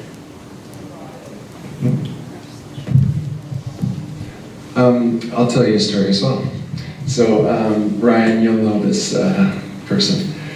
So outside of sources, we had there was somebody who was sleeping out front there, and there's obvious signs that he'd been using. So I was tasked with talking to him because we're a multi-service organization. We got families and kids, little kids coming in, and so I had to talk to him.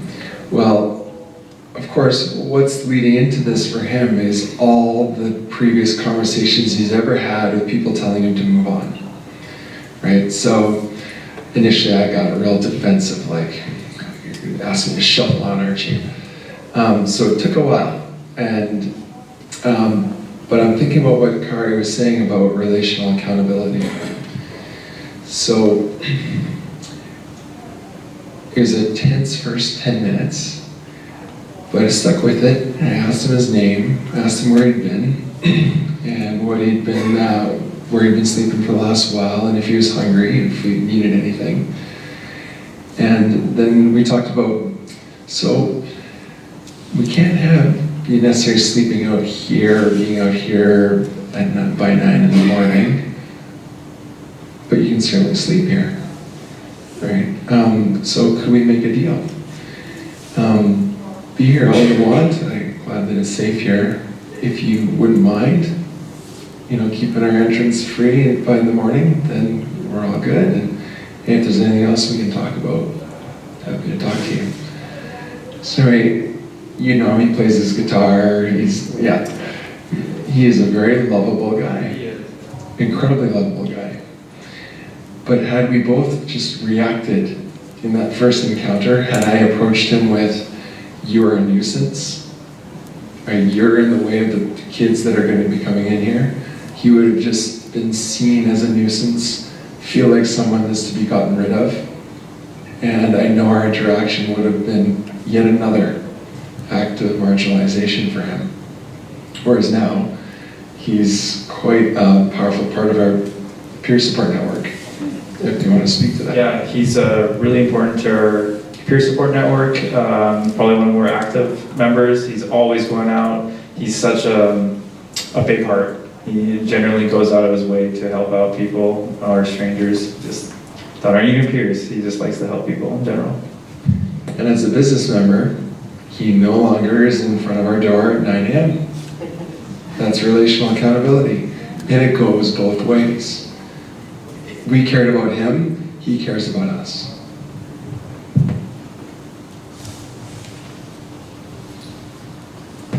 So, I know it's 8:30.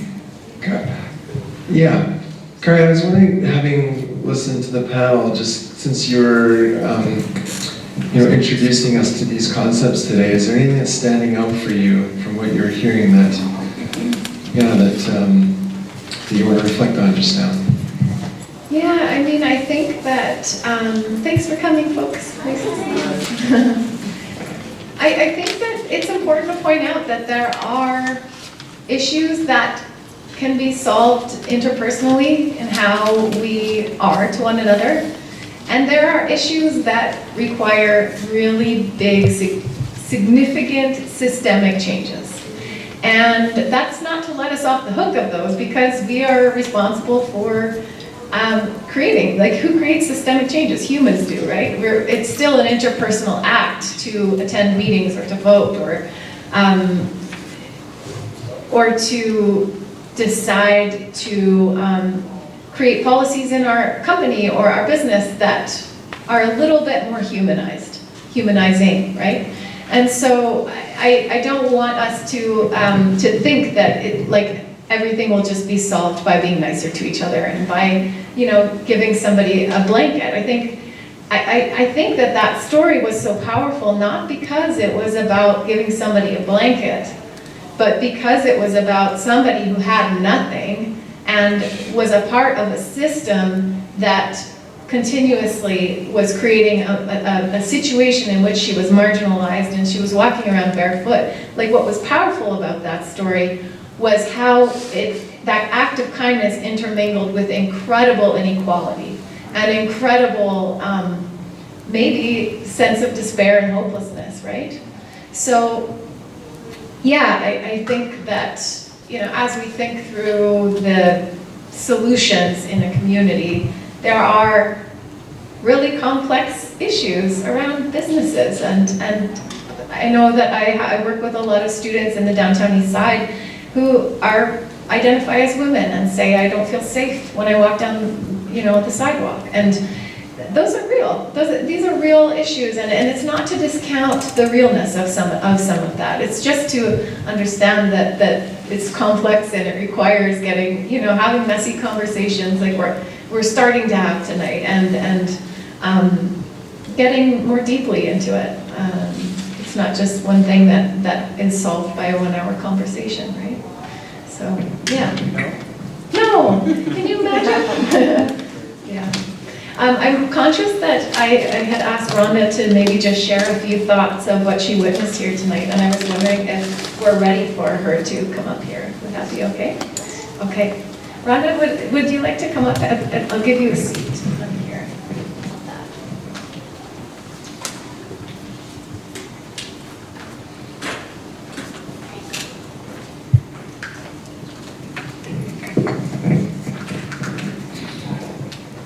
Hello. My name is Rhonda Schooner. I'm from the Newhawk Nation in Ballacoola, BC. And I am a Steldom, which is a hereditary chief. And you know, this was a wonderful experience here to see a community come together for these hard challenges. You know, they're challenges. I have, in our traditional way, we call, I like his words, human experience, because we have a word called stimstaliwa, which is our full human experience. And nobody goes through the same human experiences. Even my children, my daughter, my grandchildren, they will all go through different human experiences. Even though we all go through grief, we'll go through different kinds of grief, we'll go through different kinds of human experiences that we need to work through. And you know, it's really blessing to hear about you all working through your experiences and coming to a place in your life where you're helping. And I'm part of a team, the wellness team in our nation, and my job is land-based healing, cultural support worker. And I teach our generational teachings to our people and other people to help them understand who we are, where we came from, our creation stories, and you know, hopefully trying to help them on their healing journey. And I grew up, I think my dad went to residential school, my grandmother went to residential school, and those residential schools were very horrible to our people. You know, and I heard stories, my father would never tell me anything of what he experienced, but I've heard some pretty horrible stories about what they went through and the traumas that they experienced. And when I went to the Peace and Reconciliation, and I found out that I was a generational residential school survivor, I said, what's that? What do you mean by that, right? I didn't understand it. And because they took my father's voice, he wasn't allowed to say anything.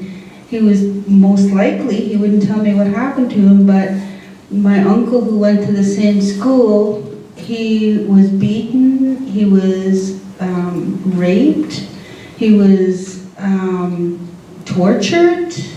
And my auntie that went to the same school, they did something to her brain, and my other auntie. They did many different things that were horrifying to children, and they're still being dug up. Our children are still being counted. And, you know, so there was horror that happened, and I didn't understand why I grew up with all this fear, this anxieties, and so forth. And for me to understand what a generational residential school survivor is, I had to learn why I was hurt, where I was angry, why I went through those things, why I started drinking at 10 years old, carrying pot in my pocket by 12, right? And you know, I had a home, I had good parents, they treated me very well, and school was really important for them, for me to go through. But I didn't understand myself. And in not understanding myself, a lot of, you know, the hurt that was in the community also resonated toward each of us as young people. And, you know, I'm saying this because I look out into the world and there's so much of those treatments on many different nationalities.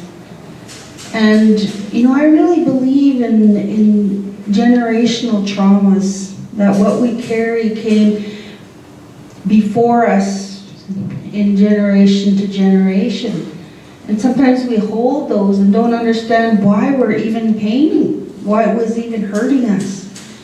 And, you know, to hear this community speak about communities coming together, that love, building love for each other, and, you know, caring for each other, you know, putting a blanket on, you know, somebody cold. You know, in my family, my sister has a very severely autistic child and 2 other lightly autistic children.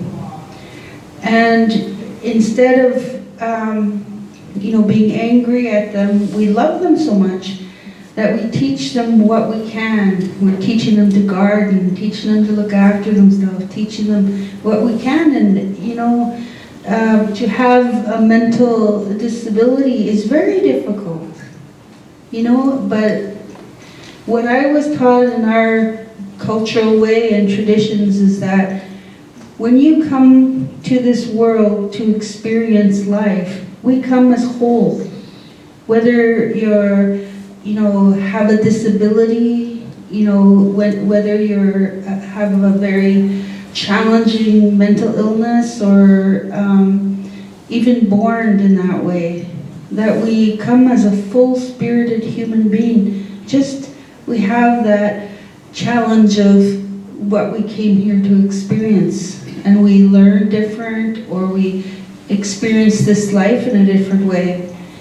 And so each and every person in a dream that I had, each and every person in this whole world is a gift from our Creator, and we are that gift, each and every one of us.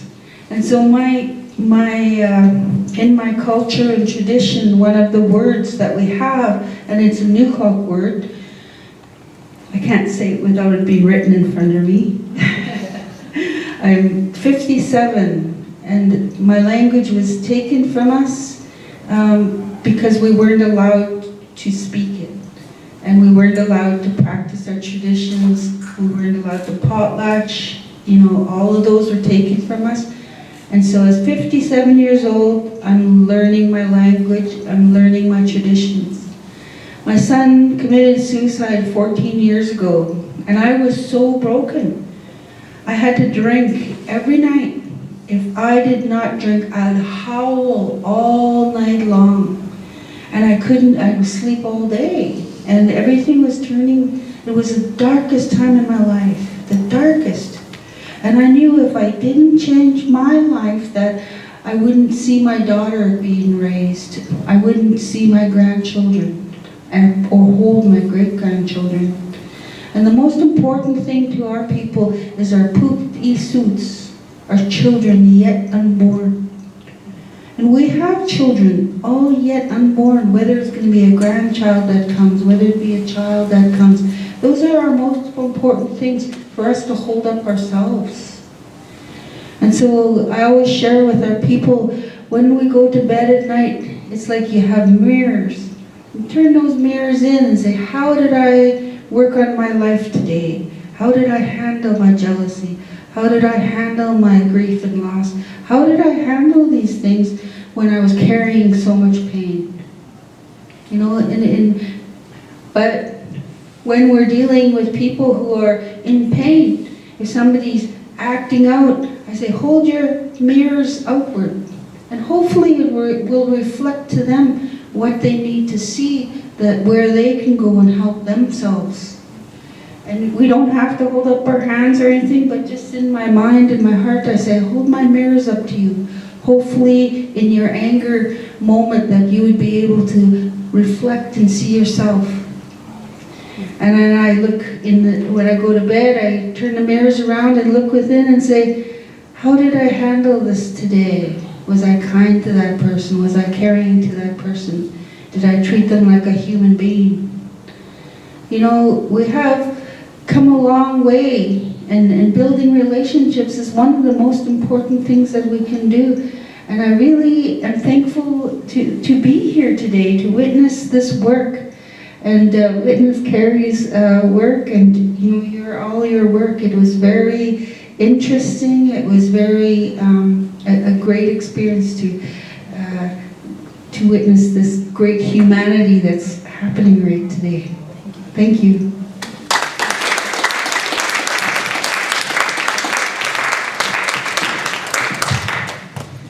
Well, thank you so much. That was a bonus tonight. Totally spontaneous and unexpected and wonderful. In listening to you, I met with our chief, Harley Chappelle, recently, and he was talking about messy conversations, and that in healing, like, it's important to start with truth, right? The hard truths. But the reconciliation is about an improved relationship. So I think that, some of the topics we're discussing tonight, there's some hard things happening in our community for a lot of people. And the growing pains are hard for all of us. Change is not an easy thing to experience. But I think about I liked what you're talking about with the mirror, just reflecting to ourselves, like, how are we showing up for everybody in our community? How do we engage with people? How do we look upon our fellow human beings in our community? So, that's not being asked in a way that makes people, that I ever want people to kind of feel guilty or wrong or, oh my gosh, I haven't done enough. It's hopefully an inspiration, it's an invitation. And I believe that South Surrey White Rock can be that community. I see so much richness here. There's so much goods. There's so many caring people. And I think it's just about coming closer to things that might be a little different and uncomfortable, and having these messy conversations. And I plan on remaining in this community for a long time and staying a part of these conversations. So I do want to thank our panelists for being willing to share their personal stories, their gifts to us. Thank you very much. Thank you so much, Dr. Grain, for coming and sharing tonight. And we do have her books are here for sale. The proceeds of that are going to our community action team, I believe, so thank you so much for that donation. 100% of those contributions, thank you. Do take a read. It's powerful stuff. This is just a taste of it. We do also have resources, and if anyone wants to learn how to use a naloxone kit, if you haven't before, we've got nurses here who train. Yeah. And thank you so much for coming along tonight and sharing. So thank you so much.